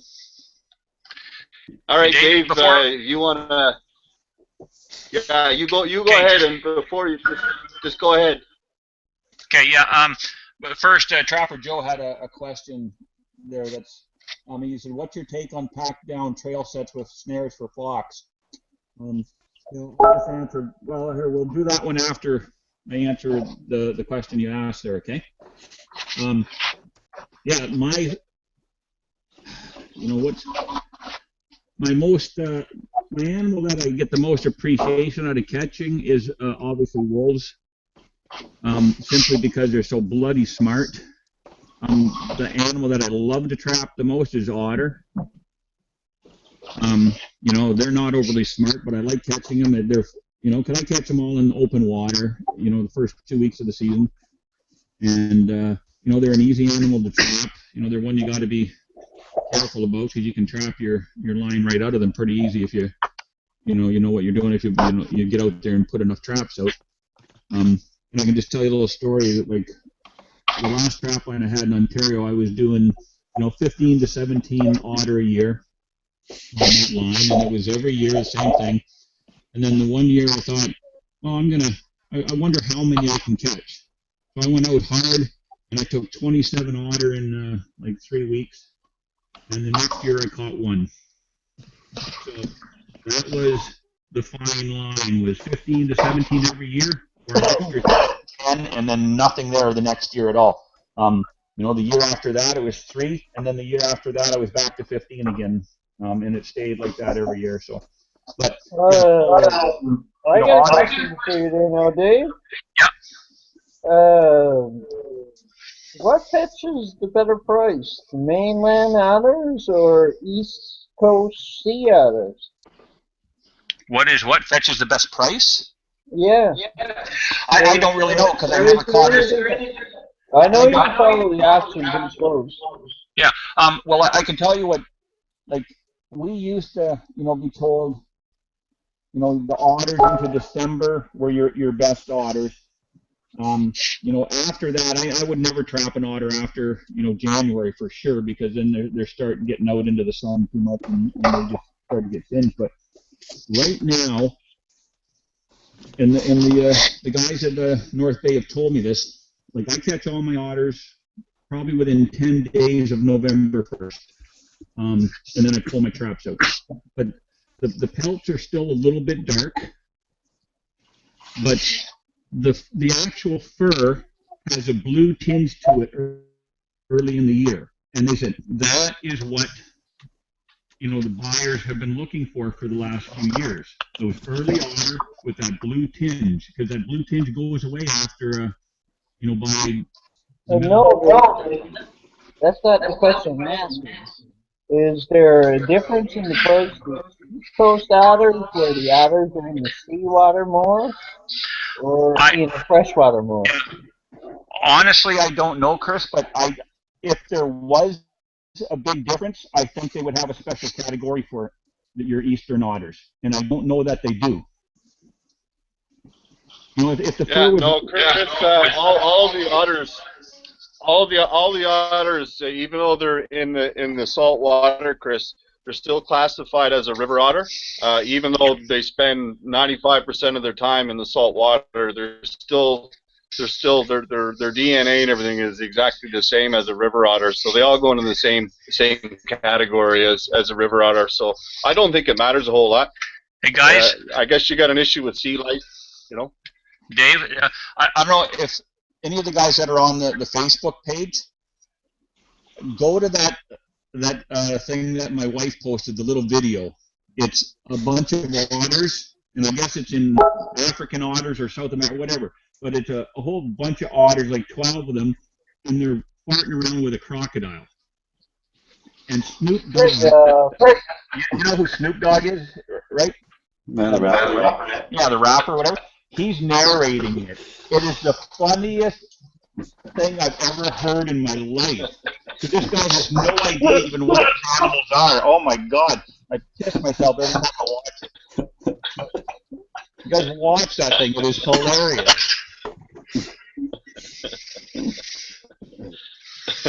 Well, Dave, if you want to get back to, I think it was Scott's question that he had there. If you want to try and get that. Okay, we'll do that, but Chris said he's got another question. What's up? You got a name of a good barber?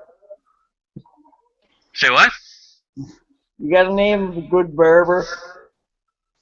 Name of a good barber? Why, my hair standing straight out like I'm well, it's called nature.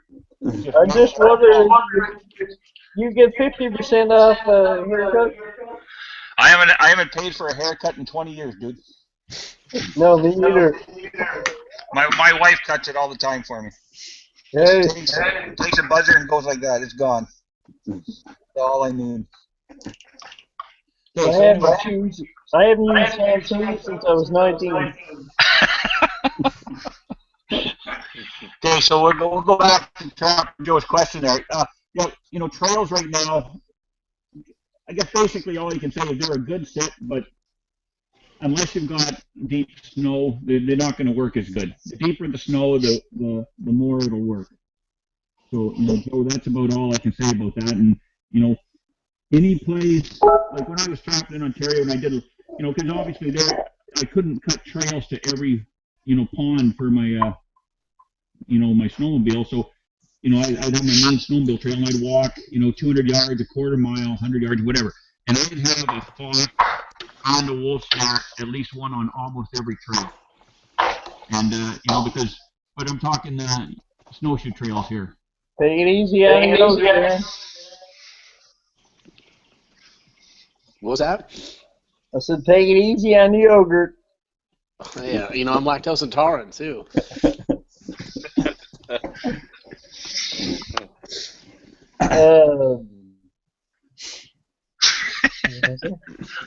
I'm just rehydrating. I hear you, Aaron. Yeah, look at that. You know what talking. Dave, you guys are still using we should get sponsored. Yeah. This is something now I got to bring up to Kirk and Dave and Trapper Joe. I know he's listening. You guys are still using those Jesus big snowshoes. Right? What's up with that? Nobody uses bear paw snowshoes except Newfoundland people. Are you serious? No, I'm serious. I mean, it's the only. I've never seen anybody who owns a pair of bear paws, and other than all the guys on the videos from Newfoundland for some reason. But I think it's because you get that serious deep snow sometimes. Like you guys can get like 24 inches of snow overnight, bullshit like that, eh? Mm-hmm. And then I noticed a lot of your bush is some pretty thick stuff. I wouldn't be able to walk in bear paw snowshoes. I'd be laying down. Say what? Man, I see you guys traveling those Jesus big snowshoes through the woods. I said, what to do? Like clear a spot and turn around, or? Pretty much. No, you got to make a loop like a circular driveway. That's what I said. Now, my old man swore by wooden bear paws. Yeah. I mean, I know I'm changing the subject here from trap sets and shit like that, but it's wintertime, it's snowing down. I mean, this is shit we got to deal with. Wooden bear paw snowshoes. That's what my old man swore by. I asked him why, because I used to wear the wire bear paws, right? They're thin on the sides, and the mesh through. Well, I make them myself. I'll be uploading the videos on how to make them soon as I get a chance. Anyway, my old man swore by the bear paw wooden snowshoes. And I asked him why. How come you just don't go to wire? And he had to have rawhide harnesses too. I don't know, that's what he grew up with. That's what he swore by. Anyway, he said with the wooden ones, when you're side hilling, because you got an inch of wood there, you didn't slide. With the bear paw wire ones, he found that, your snowshoe came out from under you, right? But anyway, when I see you guys with these fucking big 4-foot log bear paw snowshoes, man, tramping through the woods, man, I could job to lift it off the wall, let alone carry it in the woods. You must tear the legs off you.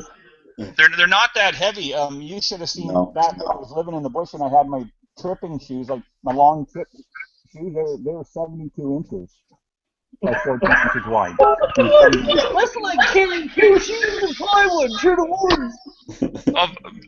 This is for Mostly doing long trips, like when I was coming out of the bush, like across the lakes and stuff like that. Yeah, because that would make it so much easier. Well, yeah, you'd be surprised. Like I watch you guys go through the bush, and I mean. So what do you do? Roll up all your gear on your tail? I'm gonna do a video on snowshoeing, and because I've seen some of the guys over there, and those bear paws, because of that deep snow, you're lifting it, straight up like this, right? Your feet all the time, straight up and down, and like, well, that's what it looks like to me when I see the guys in that deep snow. I'm gonna have to stay here. Well, okay, I'll send you a pair of mine because I got 8 of them, and Where you gonna get the pallet and put them on? I'll send them in a transport truck.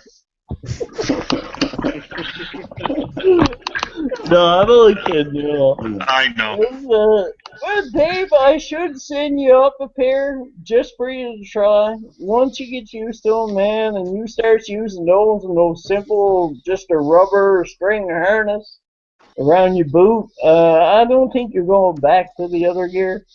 Trust me, I've used the rubber harnesses, like the ones made out of tires, you mean? No. Like not the ones made out of inner tubes? They're made of inner tube, but it's just a strip inner tube that goes around your boot. Yeah, I used them when I was doing a lot of mining work, a lot of prospecting and stuff. And you know, they're really nice because they're great when you're trapping and just getting off to check a trap and back on because they're on and off so fast. But well, you start you know putting on 20 miles a day in them and they don't last long. Are the ones that I don't think you understand what I'm talking about. It's just a rubber 2-inch ring. Dave knows what I'm talking about. It's just a rubber 2-inch ring that goes around your boot. The only thing in your snowshoe is just a toe loop for your toe, and the rubber ring stretches it over your toe. Yeah, that's what we had. And it's about 2 inches long, goes all the way around, and there's a hole there. You slip your foot through there, through your toe hold. No, that's not. Dave, Okay, well, we're gonna have to do a video. I think so. Who said that? I think Steve says he predicts a snowshoe race.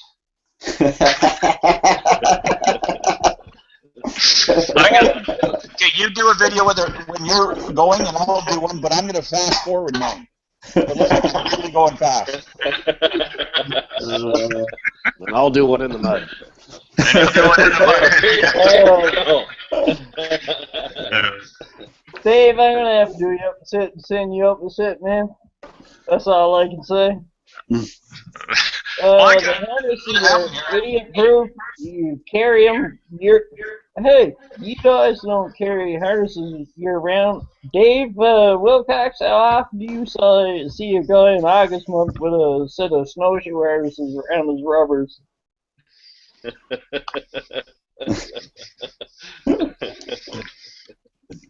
You're not going to see it much around here, are you? Why would you be putting snowshoe harnesses on your rubber? They go on your rubber boots. They stay there. Oh, rubber. Dave. Oh, rubber boots. Okay, sure. Understood. Okay, this went south. I just want to bring something up about. We haven't touched on it yet with people using wooden boxes for their conibears and you know, whether it's mink, marten, fisher, whatever, even wolverine and lynx, like you know, you can build your boxes big enough up to 330s. But just to go back a ways there, when Trapper Joe was having an issue there with the mice stealing his bait out of his boxes, and so I suggested to him, and this is something that I've tried in the past, and it tends to work. I just want your guys' thoughts on it as well, if you've ever used it. I'm sure you have, but the half-inch wire mesh, the galvanized mesh, if you double it up, if you've got it on the back end of the box, and then you put your bait in, and then you put another piece of mesh in to protect the bait, to prevent the shrews and the mice from stealing it. Have you guys used that before, and what are your thoughts on it? Because I found it worked pretty good in this area with because we got an extreme amount of small critters that are stealing the bait, and by the time the targeted species gets there, it's the box is empty. Have you guys used them? Kirk, have you ever used them? No, I've never used screens. I know exactly what you're talking about, Dave, but no, it's just I have so much bait, and I usually flip my bait around every 2 or 3 days anyway. So, yeah, they do eat a lot of bait for sure or whatever. But I do know the idea you're talking about. It it would definitely work if you're setting your martin boxes up on the tree or whatever, and you have the trap on the bottom of the box. It would definitely work then to hold your bait in place or whatever, then flipping it upside down or whatever. But no, I haven't used the screen mesh to save your bait from the shrews and the mice or that. But it would definitely work for sure, though. Yeah. What about you, Dave? Have you tried it in the past? Yeah, like some of those funnel shaped one boxes I made this year. I've got screens for them. Even with it, with the trap on the bottom, I still have it. I got the bait up in there, then a piece of screen, and then I got 2 sticks through holes that are drilled, and it holds the screen in there. That works quite well. And then I had made, like back when I was in Ontario, I had some boxes that were made that actually had the bottom or end of the box was hinged, and there was a screen here, and then the box came down like this and locked in place. And that was, had a completely separate compartment for the bait. There was no way they could get at it. I'm gonna start off with telling you what not to do, and then I'm gonna put a question on what to do. It's kind of strange, huh? I was talking to a good friend of mine the other day. He does a lot of trapping in this area too, and he had the same issue as everyone else. Bait stealers, mice, shrews, and all that stuff. And he devised this magical plan. He was going to put a 2.5 inch plate across the bottom of his box, so the shrews couldn't get in and crawl over. And he tried that with all his boxes this year.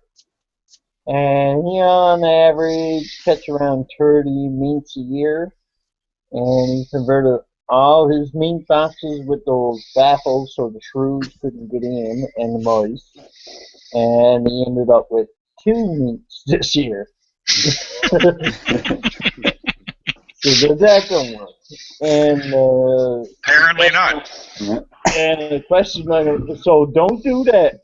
Don't put baffle across your box so mice can't get in. It doesn't work. If the game going in can't see the bait, you can't see what they're after, they're not going after it. Anyway, otter. Dave loves catching otter. Everybody loves catching otter. They're beautiful animals. How come we can't catch them in boxes? How come nobody hasn't set up and made a box to catch an otter with bait? Any ideas? Myself, I think it's just because they're so easy to catch without it. They are such good hunters. I don't think they, if you're using like fish, an otter is such a good hunter. He's always got fresh food ready. You put fish out there, and it's going to take a day before it starts smelling bad.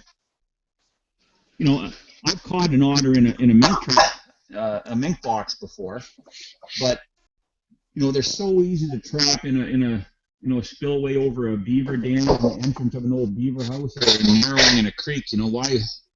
I don't see why there would be, you throw that extra antagonist, having bait there, and every other bloody animal out there is trying to get at it and screw up your otter. So I think that's probably because I know, they used to have, the set with the fish for bait, either, a little cubby under the ice with a fish hanging there, and the traps set on the bottom of the pond, but I use the traps with the fishing lure on the trigger, and it works great, but it's not not real bait. It's just an artificial bait, and they work awesome. But that's the only bait I've ever used for otter. How about you, Aaron, down there on your line? I know you got quite a few, Aaron. You got quite a few otter and whatnot on your line, and you got a pretty significant water line. Do you have any issues with bait stealers down there in your neck of the woods? Yeah, what I found the best way to, especially on my mink boxes, I just catch possums and skunks in them, and then the mice can't get in. So they're pretty much all plugged up with either possums or skunks. But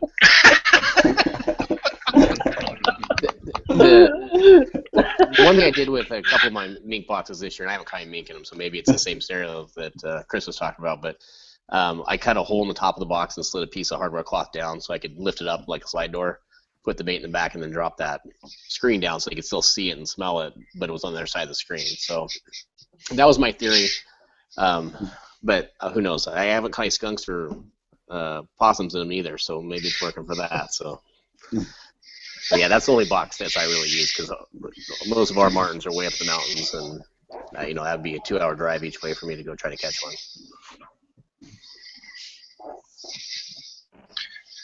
Yeah, I think the main thing with mink in a box is keep your bait fresh, because once again they're like otter. They're extremely good hunters, and they like fresh bait and have a good scent.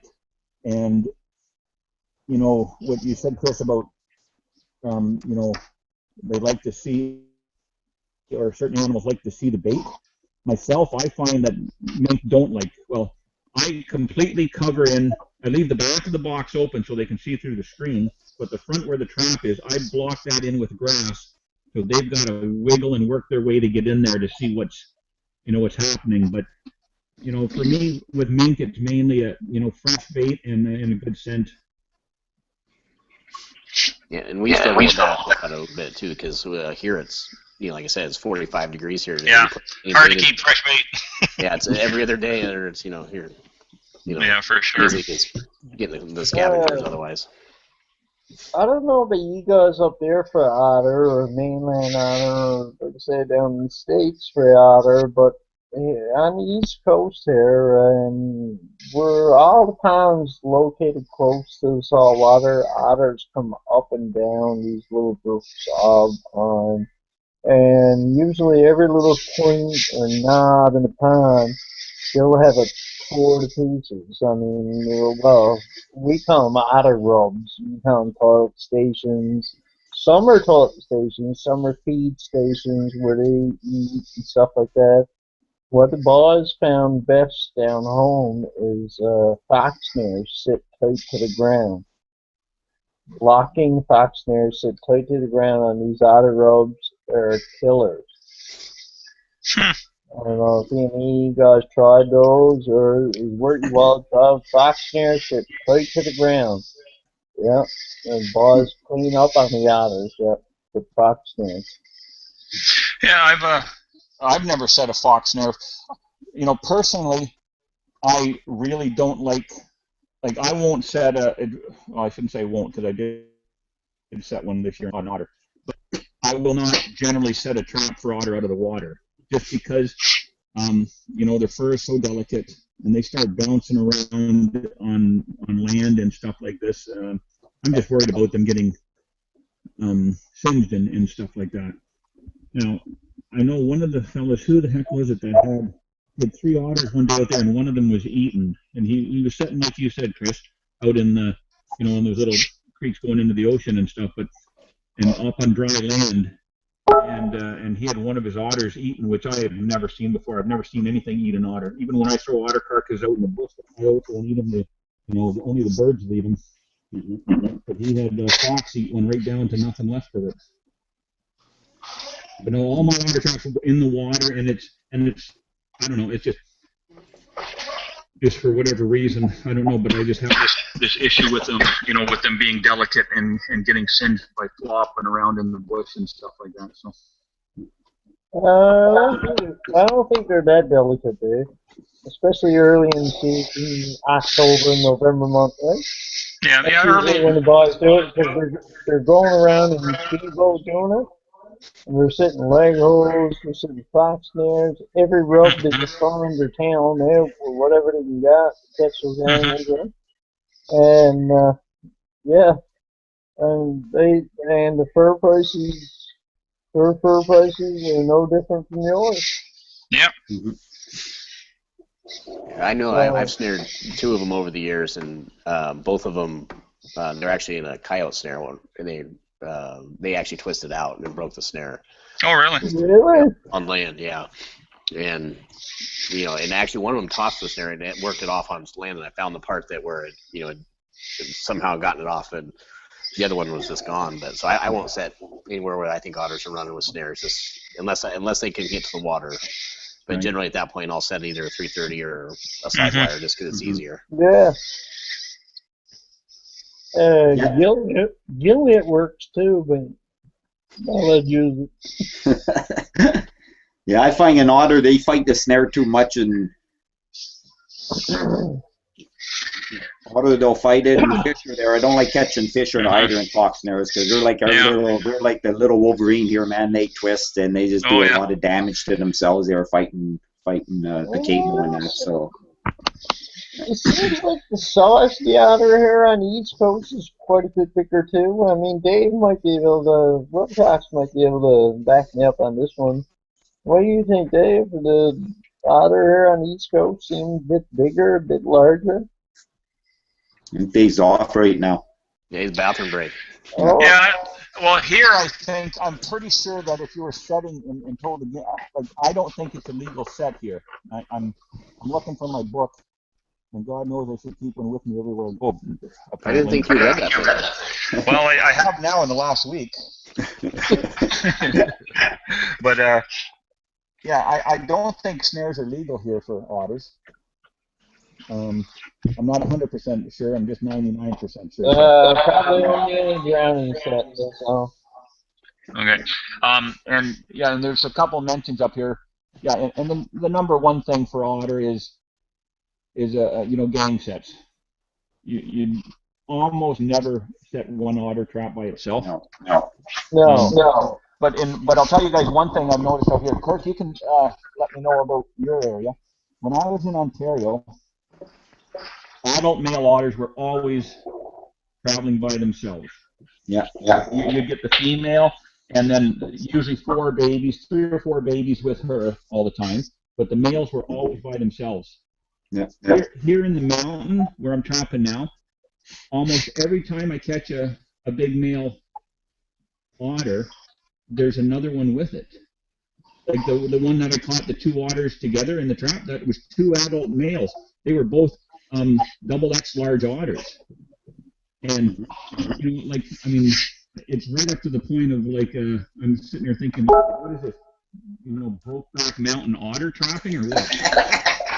Hey, Dave. It's like those 2 bulls. Dude on the prowl. You never ever went to the bar by yourself, did you? No, but it's weird. I catch 2 adult males all the time together, and it's like, so I don't know. Maybe it's actually the kits from that year, but there's so much food there that they're just growing into XX large otters, in 6 months instead of a. Alright, listen guys, I gotta go set a porcelain piece post set there now. I'll be back in Don't sit on those 330 Coneyberry. Yeah, Scott's telling me set a snare on a video and I'll find out if it's legal or not. A snare for otters. That's how we'll find out if it's legal. Yeah. But like you say, Dave, always gang set further. I kicked myself so many times there when you only set one trap and then you come back and you can see where you've caught one and there was 2 or 3 other ones with them there. Yeah. Now I make a point 2, maybe 3 at one set at all times there now if I have the trap to do it. Yeah. Yeah, I don't know if you guys watched the last video I had out there where there was the second last one, the 2 otters were on that lake, or what I call Wolf Lake. That's where. And then when I went back the day before yesterday, those 2 otters were at the beaver house climbing all out over the ice. Now, just 2 otters that probably going to be 2, because there should be more than that if it's the mother and babies. Right. But maybe it's just a couple of the babies that are just hanging out together now, and the other ones have left. But, and I said I was going to bring a set with a fishing lure to put in there, but I think I'll just leave them. I was going to set it up when I went back the day after tomorrow and try and catch some otters, but I think I'll leave them for seed for next year. So. But just another note when you're looking for otter, I know where, in my area anyways, anywhere where there's a big white pine or something on the shoreline, I always check that because I don't know what it is with those big pines. They like coming up there and rolling in the pine needles and all that, making their toilets. So If I'm on a pond and I see a big white pine along the shoreline anywhere, I'll go check that out because chances are that's where they're going to be. They're playing and rolling in those pine needles yet. Yeah, and they love to make their toilets there too for some reason. Under the big spruce or pine or whatever. Mm-hmm. Do you find the same thing, Aaron, down your way? Well, we don't really have pine or spruce, so no. Most of what I have when I find a toilet, it's just whatever's above the water. You know, there'll be a big bench, and they'll come up on that, and they'll just have everything matted down.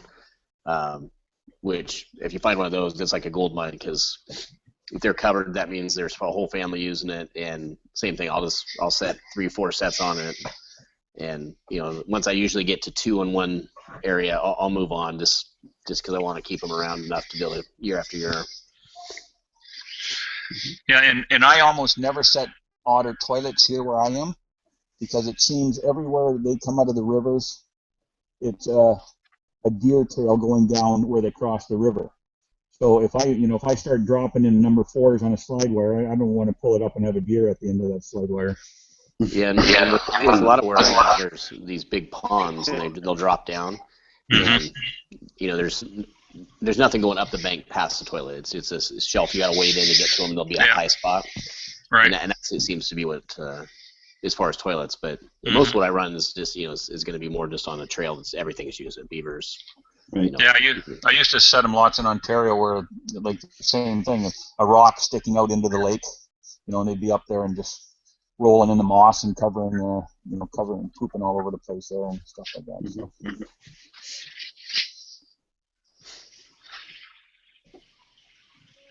And a lot of bends and creeks there I found there too, Dave. There, if there's a big bend in a creek there, a lot of times they won't follow that creek. They'll just cut across it there. Yep. So if you're walking along any shorelines there, watch for crossover trails there just from going on a bend on the creek. Yeah. And like I was saying, I mean, this year, you know, last year, one of the spots where there's, you know, you got to understand where I am. It's almost all my ponds are just slough ponds. There's no water flowing out of it in the wintertime. Right.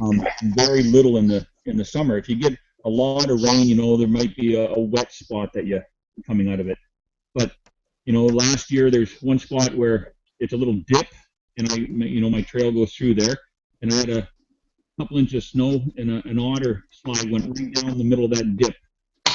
So this fall, as soon as the season opened up, I dropped a 330 in there, and bang, first time I came back, I had a big otter in it. Yeah. And I had another one in a trap that was at the other end of the trail where it went into the pond. I had 2 otters there, and again, 2 big males.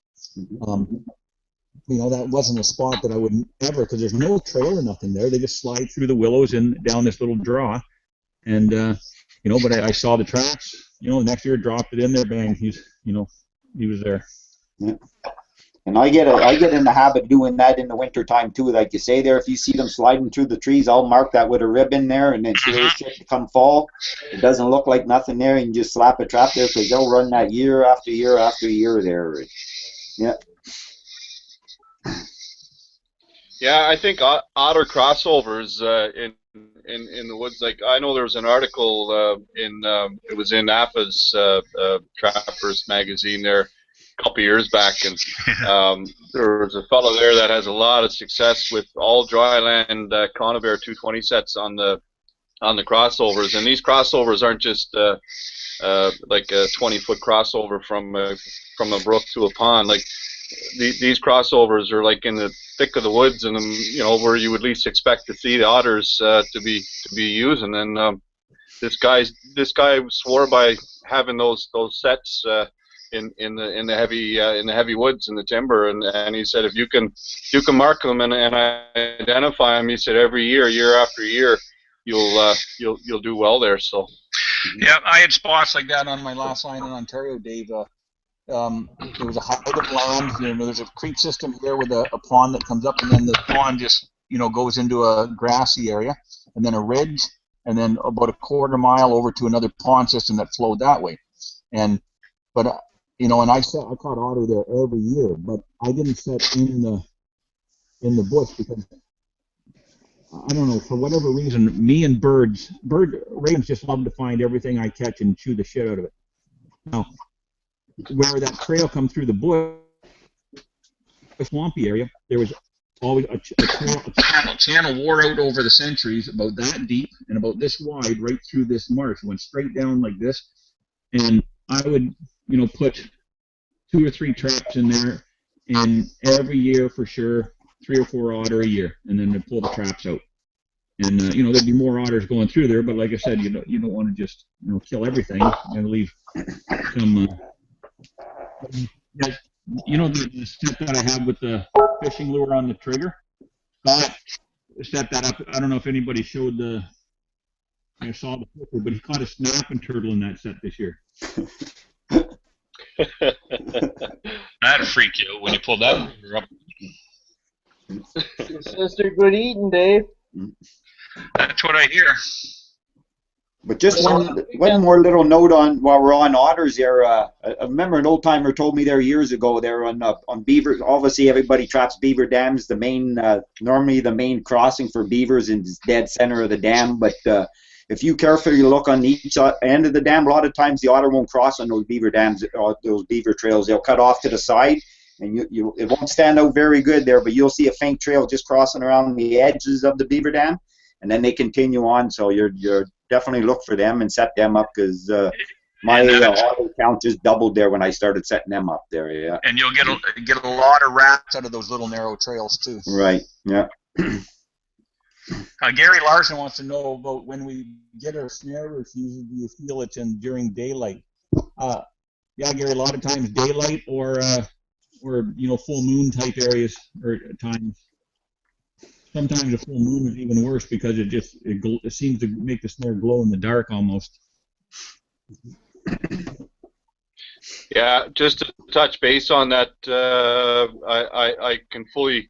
I think later in the season now, once the days are getting longer, of course the animals are moving more in the daylight hours. But right now we got a moon that's moving in. It's a little over half now, and Mm-hmm. if you got clear skies, you are going to have an issue, especially later in the year. And if you're in an area where that has snow and the foreground and the background is snow covered, especially if it's in a hollow, that snare is going to stand out like a sore thumb. So I know a lot of guys have been using the white snare dye, but having said that, I mean, you still got the ferrule and stuff that's going to stand out like a sore thumb, because it doesn't matter what you do, even if guys paint them and stuff. But I don't want to be putting anything like that on them. But yeah, and again, this time of the year, when you got longer day, like the days are getting longer all the time, so the animals are going to be using in brighter light conditions. So I usually like to try and focus more. If you've got a snare shy or a critter that's difficult to get in a snare, you're better off if you can set out a leg hold or a conibear set. You're better off using steel. That'll tend to get them a little easier this time of the year than the snares. Either that or double up on your snare, right? Yeah. Hit one snare about 20 feet away from the other one. Yeah, I don't very often set just one snare. Usually some backup. Yeah. Yeah. Usually I always double up on it, right?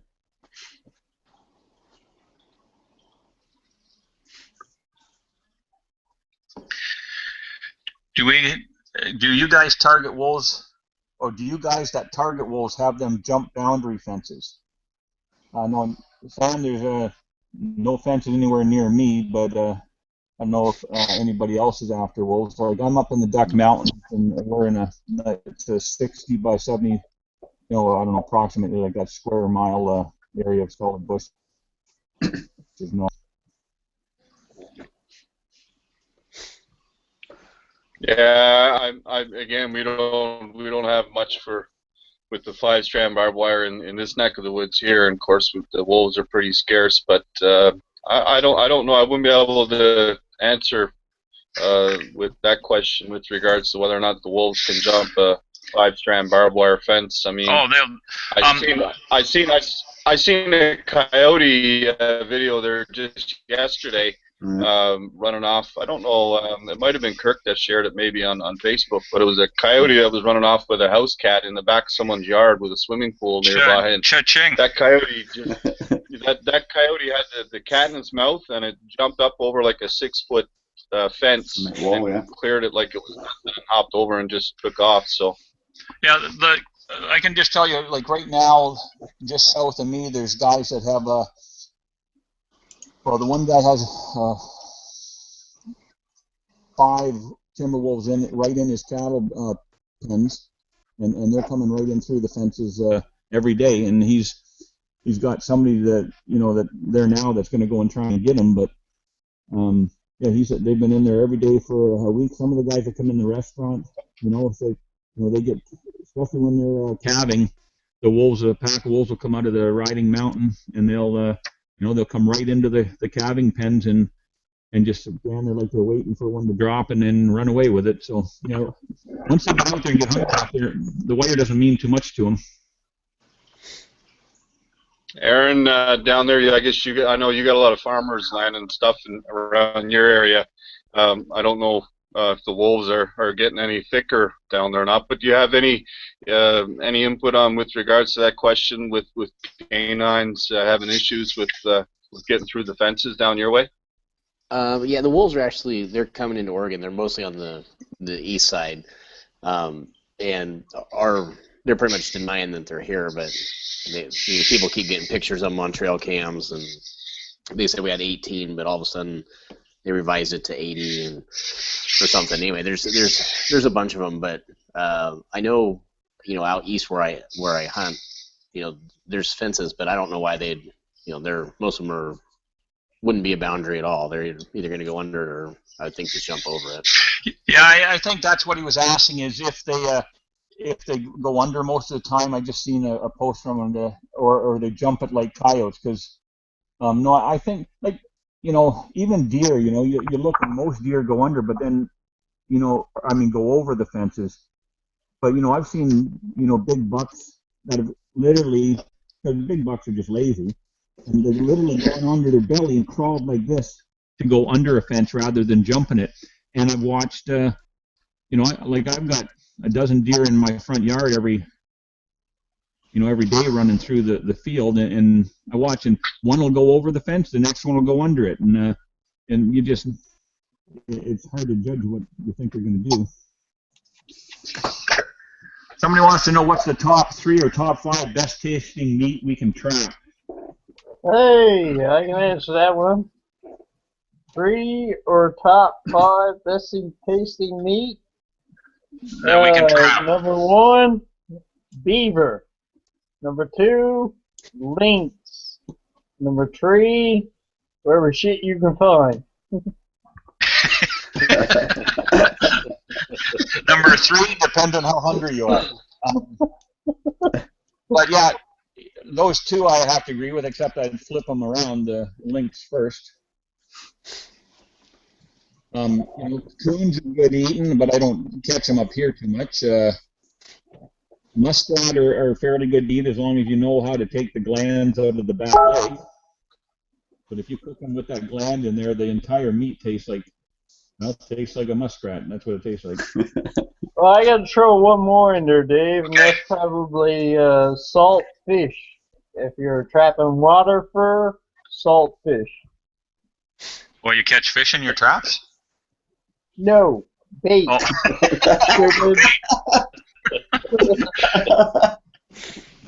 Yeah, but Chris, I forgot the most important thing, Chris. You've been trapping a lot of snowshoe hare this year, haven't you? Yeah. They're good eating. $10 a pair of hair. Yeah, but actually they're not that good for bait, eh? I don't know why. I've hang a lot of snowshoe hare. I don't know why. There's not a lot of scent to snowshoe hare. There's no fat on them. There's no.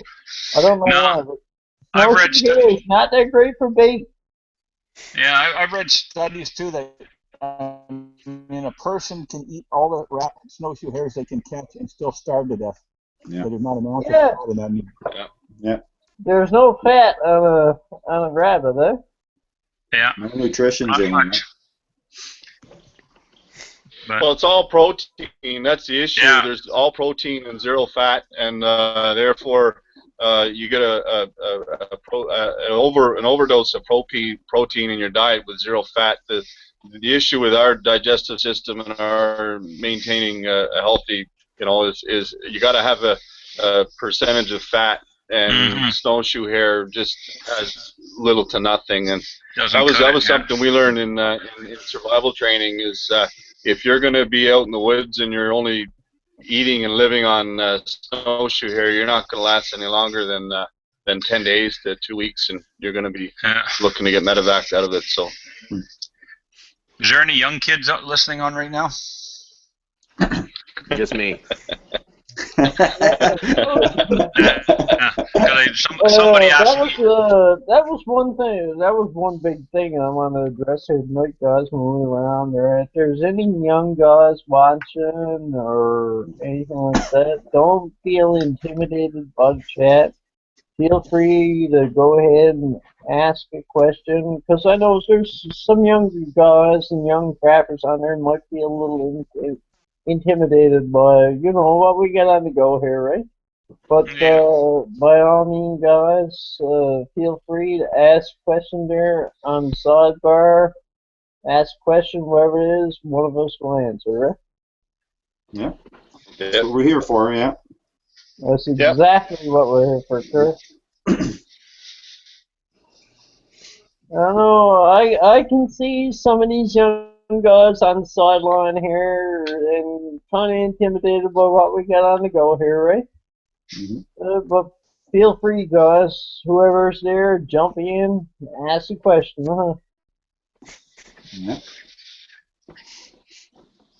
Because I know we discussed it before there that back in the old days there were trappers like ourselves being on this panel here discussing all of our sets and all of our techniques and all that. Back in the old days there, the old timers, me being one of the old timers, I guess, never discussed or everything was kept a secret there. Nobody talked about their sets and their numbers and all that. So we realize that the kids now and the young generations coming up is the future of this industry. So yeah, we got to get the young guys going and teach them right and everything, the main proper way of trapping and harvesting and that there. So yeah, don't be shy asking questions.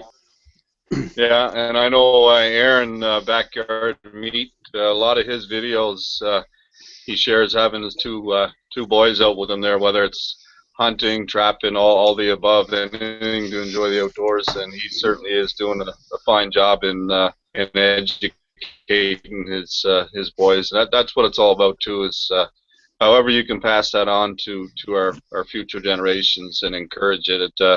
It's going to not only do them well, but it's going to do the fur management and the wildlife management. It's going to do all the above. So the more we can encourage the youth to get involved, the better it is. So.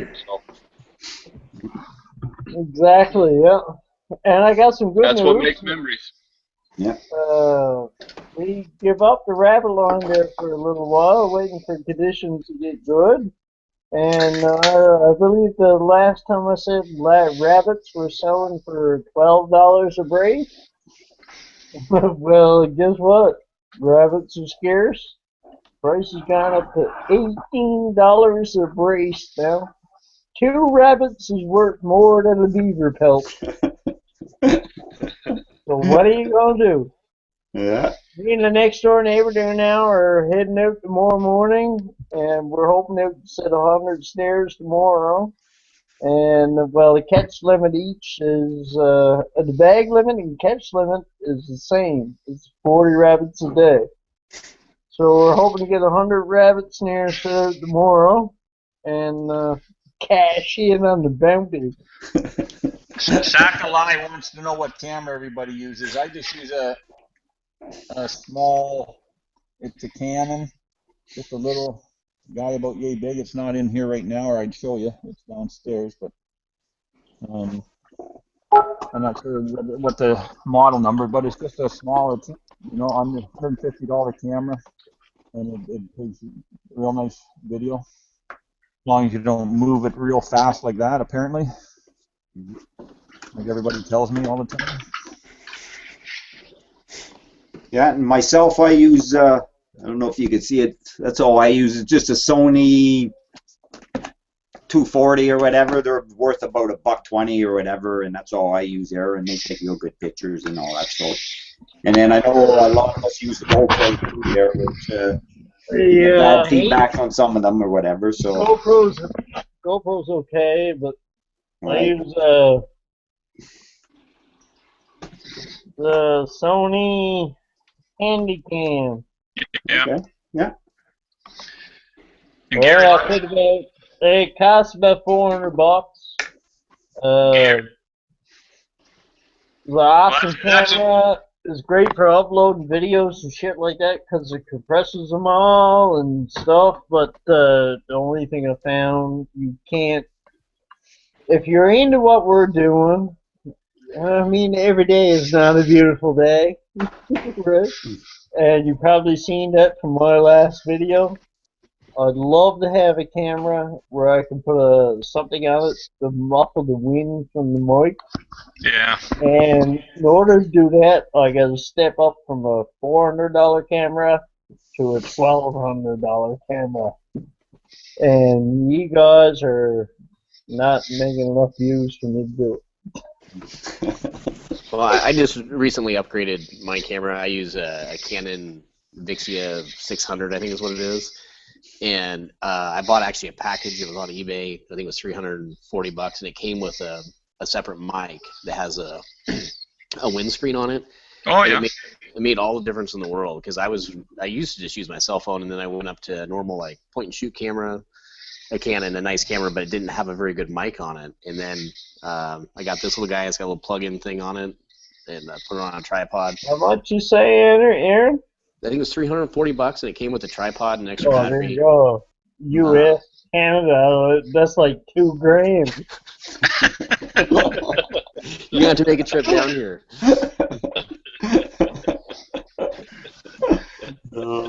Night drill. But anyway, it's a good camera. Even at that price, I guess. But the thing that made the biggest difference is I'd get out somewhere and I'd shoot something, and the wind would be howling, or the water noise if I'm by a creek, and all of a sudden I don't talk real loud anyway, so all of a sudden it's just me moving my lips, and there's wind and stuff going on, and I'd lose clips. So that made a big difference in the last 6 months, switching out to that with the mic. Yeah, it's bad. Wind's bad. Well, yeah, I seen that in my last video there. Wind's bad, right? Unless you want to pay the money and get a good camera with a windproof mic and stuff like that, you're looking at $1,000 to $2,000.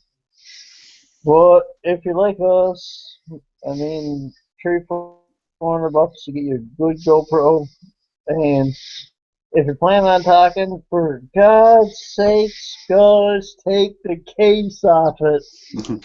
Because I can't hear a word. Right? Yeah, those weatherproof cases are horrible for the sound. Yeah. Yeah. I found the easiest thing with my Aaron, GoPro did you to do is- ever find your GoPro when you're out crab fishing? No, I have not been out scuba diving, so I have not found it. It's out there somewhere in the Pacific Ocean right now. So, but it had a brand new battery and card, so it should have some good footage when I do. Let's hope somebody fishing will find it for you. Yeah. I've got the Sony brand GoPro, and it comes with the case, the weather case, and everything too. I'll show you what I did though, because it doesn't have a mount unless you have it in the case for your head strap. So all I did was I took it in Walmart. You buy those Velcro patches. Oh, you made a ghetto pro. Yeah. See, I just put the Velcro here, and now I don't have to have that soundproof case on anymore. Hey, I love that, Aaron. That GoPro, Ghetto Pro. Yeah. The only thing I don't like about this thing is, like I said before, you don't know where it's pointing, and it shoots in high def, and it takes 4 times longer to upload anything out of this than it does my regular camera. Yeah. Chest mount would help you out there, Dave. Say what? Chest mount. You can actually get the mount that goes around your chest, Dave, so you can see it. Oh. Yeah, that would help. I thought you were going to say those bear paw snowshoes would help. Yeah, I'm sending you a set of those. Yeah, actually, As soon as I make them. as soon as I make them. Oh, you make them yourself? That'd be cool. There. Oh, yeah. You didn't think I was going to buy them, did you? Well, no, that'll take like 18 rabbits. And you know what else, Dave? Chris has got a bulk supply of genuine Saskatchewan sealskin bindings to go on them. Yeah. Yeah, a lot of them out there. You know, that was funny because, you know, when I lived in Ontario, I used to work for the Ministry fighting the forest fires for quite a few years, and, you know, they would transporting animals all over the bloody place. They stalking this here, stalking that. They stalk caribou out on Michipicoten Island, the big island out in the middle of Lake Superior. And then the biggest, the joke going around there was for a while that they were going to import seals and put them in Lake Superior. Well, and then then after that, the joke was that, yeah, but then we'd have to get everybody from Newfoundland over here to kill them all. Nobody in Ontario knew how to kill a seal, so just Actually, you can kill a seal with your fist, huh? kill a seal. What? You can kill a seal with your fist. It has the thinnest skull of all mammals. Really? Yeah. Well, the back of a seal's skull is paper thin. Oh, really? If you hit it in the back of the head with your fist, you crushes it, damages the brain, you kills it instantly. Hey, Sam just came up with a great idea. I could strap a cheap laser pointer to those GoPro cameras to know where it's pointed at. That's a heck of an idea. Yeah, that would work. Yeah. I'm gonna get me one of them. Mm-hmm. Sign me up, yep. I would, but I can't afford one. I'm on a pension. Yeah. Oh, come on now, Kurt. Well, and the Canadian dollar, you know. Kurt, Yeah. I'm gonna see if I can find. I was just going to say, I'm going to see if I can find one and I'll put it in with the book, but the book's already wrapped up, ready to go tomorrow. Did you sign it for me, Dave? Oh, dang! I'll open it up and sign it. I forgot. No problem. Aaron is $1.40 now Canadian. Ah, Yeah, nice. I know. And you know what? I was just looking before we came online. Crude dropped down to $28, 28.17 a barrel. Last time it was 28 bucks a barrel. It was like 50 cents a liter. Yeah. Yeah, Still but actually, another company, the oil stopped trading today at less than $9 a barrel. I think it was $8.80 a barrel. That was the closing as of today. That must Or be not today, sorry, Friday. That must be a U.S. barrel. They're smaller, aren't they? No, it's a Canadian dollar. No, it's a Canadian dollar.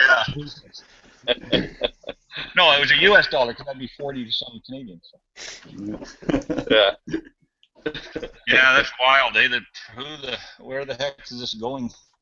Yeah. Well, you guys up there up farther north, are you still paying a lot for fuel? I mean, I drive a diesel and I paid $1.64 a gallon, which I guess you guys have to do the math on liter thing. But I mean, I told $1.64 a gallon. I almost pissed myself. Yeah, I've filled my truck for $54, and it has a 34-gallon tank. Well, Who wants Well, get this. Get this, Aaron. We've got oil coming out of the backyard here on the offshore here in Newfoundland, and I think in the capital city, on the eastern side of the city, they're bragging about how it's $88 88 cents for a liter. So you multiply that by 4, and that's what you're paying a gallon. For a U.S. gallon, which yeah. is actually, that's actually double of what you're paying. But here we're paying even more. Like in central Newfoundland, we're still paying $1.01 a liter, which is, like I say, over $4 a gallon. And like I say, it's coming out of our back. Yeah, It's crazy. We're paying 92 cents a liter here right now. So. throw that in the mix there now, Aaron. I know you operate your truck there and you go out on your trap line, but here we can't operate a pickup and go out on a trap line. We got snow machines, we got quads, we got bikes. I mean, there's all that shit that goes with it. I Well, Funny that's looking like a big truck. You snowshoes. stay nice and warm. Yeah, I don't need to do big snowshoes. I'll just get out of the truck and walk. Oh, shit. Listen, you still taking boarders? He's got hip waders for snowshoes. That's right. Yeah. I'll tell you though, down here, there's no trappers down here. There's only, I haven't looked at it this year, but there's like 15 trappers in my whole county. You can, Holy and moly. there's no lines. You can, anywhere it's public property, you can go trap. I don't trap any public stuff, but private wise, every farmer on earth will let you trap it because no one does it. I mean, I literally trap behind my house and on one ranch that's my water line that's got, I think it's probably 4,000 or 5,000 acres. Aaron? And that's puts up 200 animals a year. Aaron? Holy moly. Yeah, I think that's what a lot of people don't understand. Like you get down into the States and stuff, and most of the places where they're trapping, there's a lot higher concentration of animals than there is up here. Or at least a lot less concentration of trappers. These guys up around Michigan and the upper lake states. Yeah, Michigan, Upper New York and stuff is crazy. No, but I mean, but Aaron, like I'm talking, my trap line is a very small trap line for up here, 33 square miles, and I'm going to take, 10 mink, a dozen otters, maybe 50 beaver off that part of that line there, and 40 marten, and maybe another 20 animals of some other kind. And up there's not a lot of rats. So last year I had 28 rats, I think, and it was a good year. And 33 square miles of solid bush down where you are, I mean, there'd be a heck of a lot more animals than that in that area, right? Oh, I guarantee there is. The area that that is the private property that I trap on. I don't even set lake holes out there. That's pretty much all water trapping. There's coyotes and stuff out there, but there's some duck hunters and stuff, and I don't want to catch their dogs. Yeah, never a good thing. Yeah, so that's basically, even though there's farmland galore, it's surrounded by ponds and the river, so I just pretty much run the water stuff on there. That's not, I could probably double up on the land stuff with raccoons and my bevy of skunks and possums. Yeah, especially rats, I did pretty good in rats out in the farmland, this fall. What's pretty good is 102 rats. But, up in the park, it's just, there's too many predators for them and not enough food and, too hostile of an environment just overall, for them. Where I caught all my rats last year up in the bush, I went there this year, and every pond is dry. I mean, the spring flood came through and took out every beaver pond. All of a sudden, bang, no more rats. It'll take another 3 years after the beavers build them dams back up, for rats to move back in. And then it'll be gone again. So they'll all be gone. If we had some kind of steady water levels, there, it'd be a lot better. But yeah, I think we got to catch some questions here for Aaron here now. What bait do you think works best for DP raccoon? I know Aaron doesn't settle on DPs, but my answer. Yeah, so I've done a lot of stuff. I've used cat food. I've used different actual raccoon baits you can buy, which don't spend your money. In my opinion, it's not worth it. What I found that works the best in DPs, and I don't catch a lot of critters in DPs. It's not my favorite trap in the world, but is just cracked corn, like chicken scratch, like you'd feed your chickens, and imitation vanilla. And you just soak that, and then I put a golf ball on top of the DP to keep the mice out. And that seems to work the best for me. Which, once again, like I said, I don't catch a lot of them. Maybe this year I haven't caught any. I haven't put a single one out because raccoons are worth pretty much nothing this year. But, Did you catch any golfers? Golfers? I do. Yeah, golfers trying to steal your balls. I do. Yeah. Yeah, and unfortunately, most of the time they're pretty pissed, and they have clubs. Yeah. So. And they're caught by the finger sitting there like, More caddies than golfers. Yeah, but sometimes you can get them in two of them because they'll reach over for that other ball too. You know, they set that double up.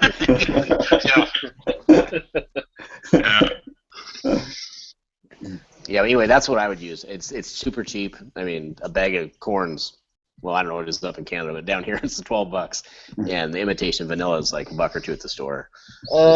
Bag of hen feed down cracked corn here is going for close to $30. Well, it's not that cheap.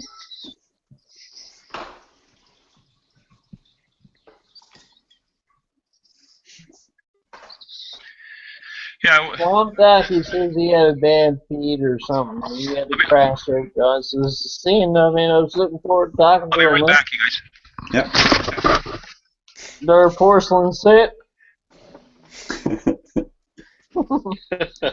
Yeah, Swamp Ducky's been trying to get in there all like Gus is a seeing, man. He's been trying to get in, get on feet. I see him watching. But he had trouble there trying to get in. He said he had a bad connection or something there. Yep.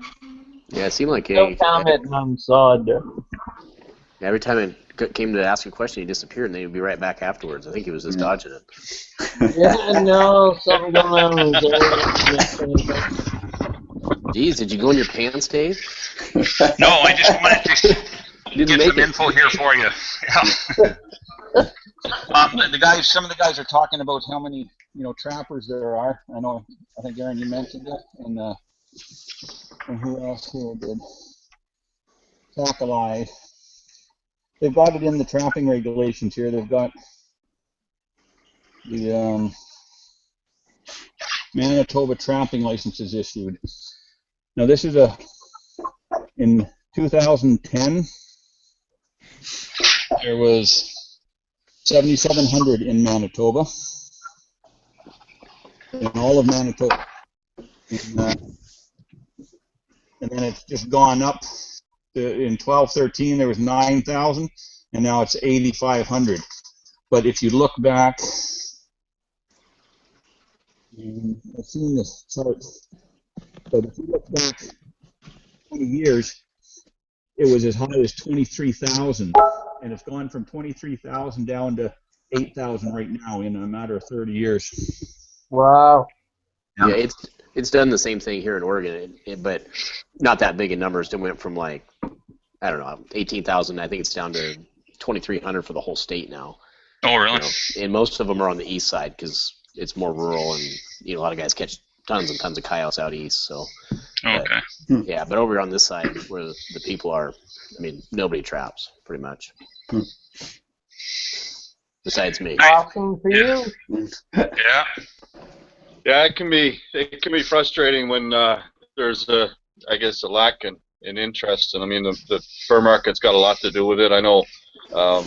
I guess the industry is changing, and it's something that I guess that's another reason why we're on here, and we're trying to do our best to educate and I guess stress the level of importance with trapping, with fur management. So whatever we can do, I guess, and that's the thing too, is this type of a chat, live broadcast on the web, on the internet, that was unheard of even 15 years ago. I don't think there was a whole lot of trappers that were because of the negative image, I guess, that was portrayed, that was false. But I guess the only way now to really reach out and encourage to people involved is by what we're doing here. And and if it's not going to gain a whole lot of interest that way, at least the people that are following and are asking the questions are going to be, I guess, a little more successful on their trap line to do a better job with management, right? Mm-hmm. You got it. Yeah, Dave, I couldn't agree with you more because I'm probably for sure on this panel, the least experienced trapper, because I didn't start trapping until I was an adult. And I learned a vast majority of what I know from just watching other guys on YouTube. And, since then, I've gone to some conventions and talked to some older guys that were, okay, giving some knowledge out. But you know, when I first started, you know, I ordered a box of traps and I was just staring at them, you know, trying to figure out what am I going to do with these suckers. But I knew I wanted to do it, and if it would have been 10 years ago, I would have been out of luck. You know, I would have been reading a book that, you know, would have probably had 2 pictures in it and been struggling through. So Yeah. Yeah. Guys, there's a question on there. He asked it a couple times there now, so I suppose I better bring it up. What was his name? Larson, Gary Larson. Yeah, Gary. Yeah. Do you guys have porcupine up there? Up there, I'm not really sure who's addressing the question, but he after asking it a couple times now, so. Here on the island, Newfoundland, no, we don't have any porcupine. In Labrador, just north of us, yes, there's lots of porcupine. So, So apparently porcupines don't swim very well. Is that what you're trying to tell us? actually, they can swim really good. Well, the flotation, yeah. Just not long voyages. Just not that many miles. Yeah. Yeah, we don't have any porcupines around here. I think I've seen one in the 15 years I've been in Manitoba. Haven't seen any tracks in the snow either. Where I used to live in northern Ontario on the north side of Lake Superior, there wasn't any back then. Apparently they've moved in now, and the fisher seem to have followed them. They're getting fish for their pretty regular on the trap line where I used to, you know, I trapped for however many years I was there. I never caught a fish or never saw a fish or trap. Well, no, sorry, I've seen a couple fish track but never caught one. You know what? That was an expression I was going to use this evening when I was trying to get on. I had a lot of trouble trying to get on this trapper chat here this evening, and that was an expression I was going to use. It was a Labrador expression that, I don't know, it just come to my head when I was trying to get on it. This is tougher than trying to skin a porcupine by the back.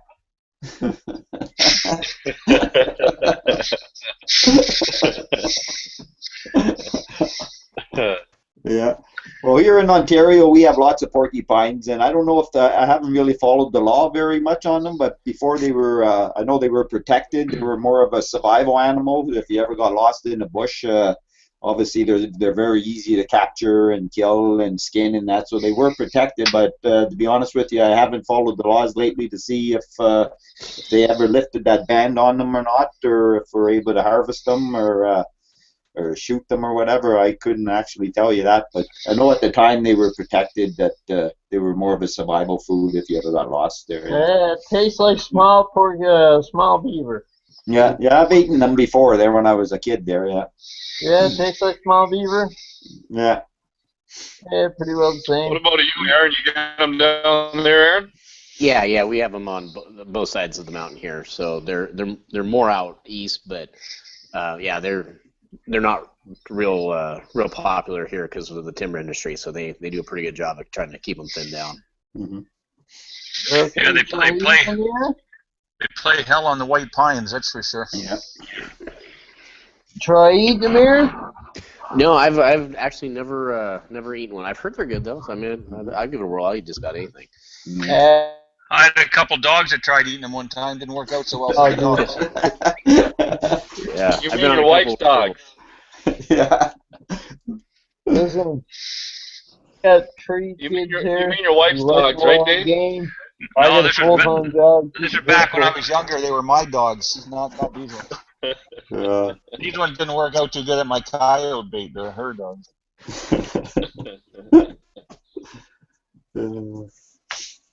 But anyways, guys, I gotta go because I gotta get the rest of my fur bagged up to take into town tomorrow for the pickup. And so I'm gonna. Yeah, I think we can probably say goodnight, guys. I can't say enough thank you to everyone that joined in tonight, though. Gary says there's a market. I know there's still a few viewers out there, or whatever, but I guess with words of encouragement, we're trying to keep the chats, I guess, within 2 hours, 2.5 hours. So we'll probably all sign off here, guys, and I'll get my orders from Norm middle of this week and see if I can put a stop to it and see if we can join in for a little longer. When's the boobs, the bags, and the beers coming? Well, you know what? What? Norm told me he's going to be. He said this one, the next chat. He said, and he should be back home then to be able to take it back over. So I just wanted to throw that out there to everyone that's out there. So I'll have one more chat on the 24th, and then Norm is going to be back on I guess on the chat. So yeah, he just wanted me to let everyone know that, and so. If I got one more chat left there, Kirk, I'm going to have to. I don't know. Pamela is not returning my emails, so. Well, I talked to her all figure the out if we time, can- so she said she'd be in wearing a nice fur coat and everything. So. Well, we got the beer part down, Pat, but we got to Yeah. get the boobs and the babes, so Yeah. we'll work on that throughout the week. Sounds good, brother. Okay, But it was guys. nice- So I want to thank you again. Big shout out to Aaron, Backyard Meat. Yeah. Thank you. Aaron, I hope you can sit in on future chats, because I know you can be a great help to a lot of the lower 48 with those questions, and I'm sure over time we're gonna see a lot more people on here from all over the place geographically, not just focused here in Canada. So and that's what we got to do. We got to try and promote to get everybody on there and do our best to help those out. So if you guys are Exactly, willing yeah. to. If you guys are willing to keep definitely going put with us with this chat, it'd be great. Yeah, Dave, promotions is not something I do a lot of, same as yourself, but definitely in my next video, I'm going to put a promotion into the chat. And like I said, it's a great pleasure, guys. It was awesome talking to everyone. Awesome answering everyone's questions. Good Even time. though they may not have been right, but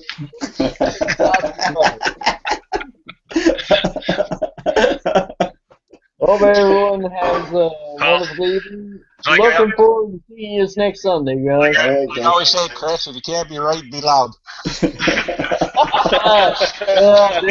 And Dave, private message me your address. You're getting a pair of those snowshoes, man. Will do, buddy. There you go. Those funny looking ones. Yes. They're funny looking, buddy. That's what it is. Funny looking. Yeah, it was nice meeting you there, Aaron. Hey, you take care and good luck on the line, eh, man? Yeah, thanks. Yeah. I'll talk to you soon. Love talking to you, guy. See you guys. And a big thank you to all the viewers out there who were in the chat room and watching live. I appreciate all your feedback, all your questions. So without you guys there tuning in, it wouldn't be such a great success. And I'm sure that everyone out there will agree. And we do nothing but appreciate everything that you guys are doing. So thanks. Hopefully we can help you guys out next Sunday, and stay tuned for next Sunday's Trap Chat. Perfect. All right, Alrighty, guys. Take care, guys. Take care, guys.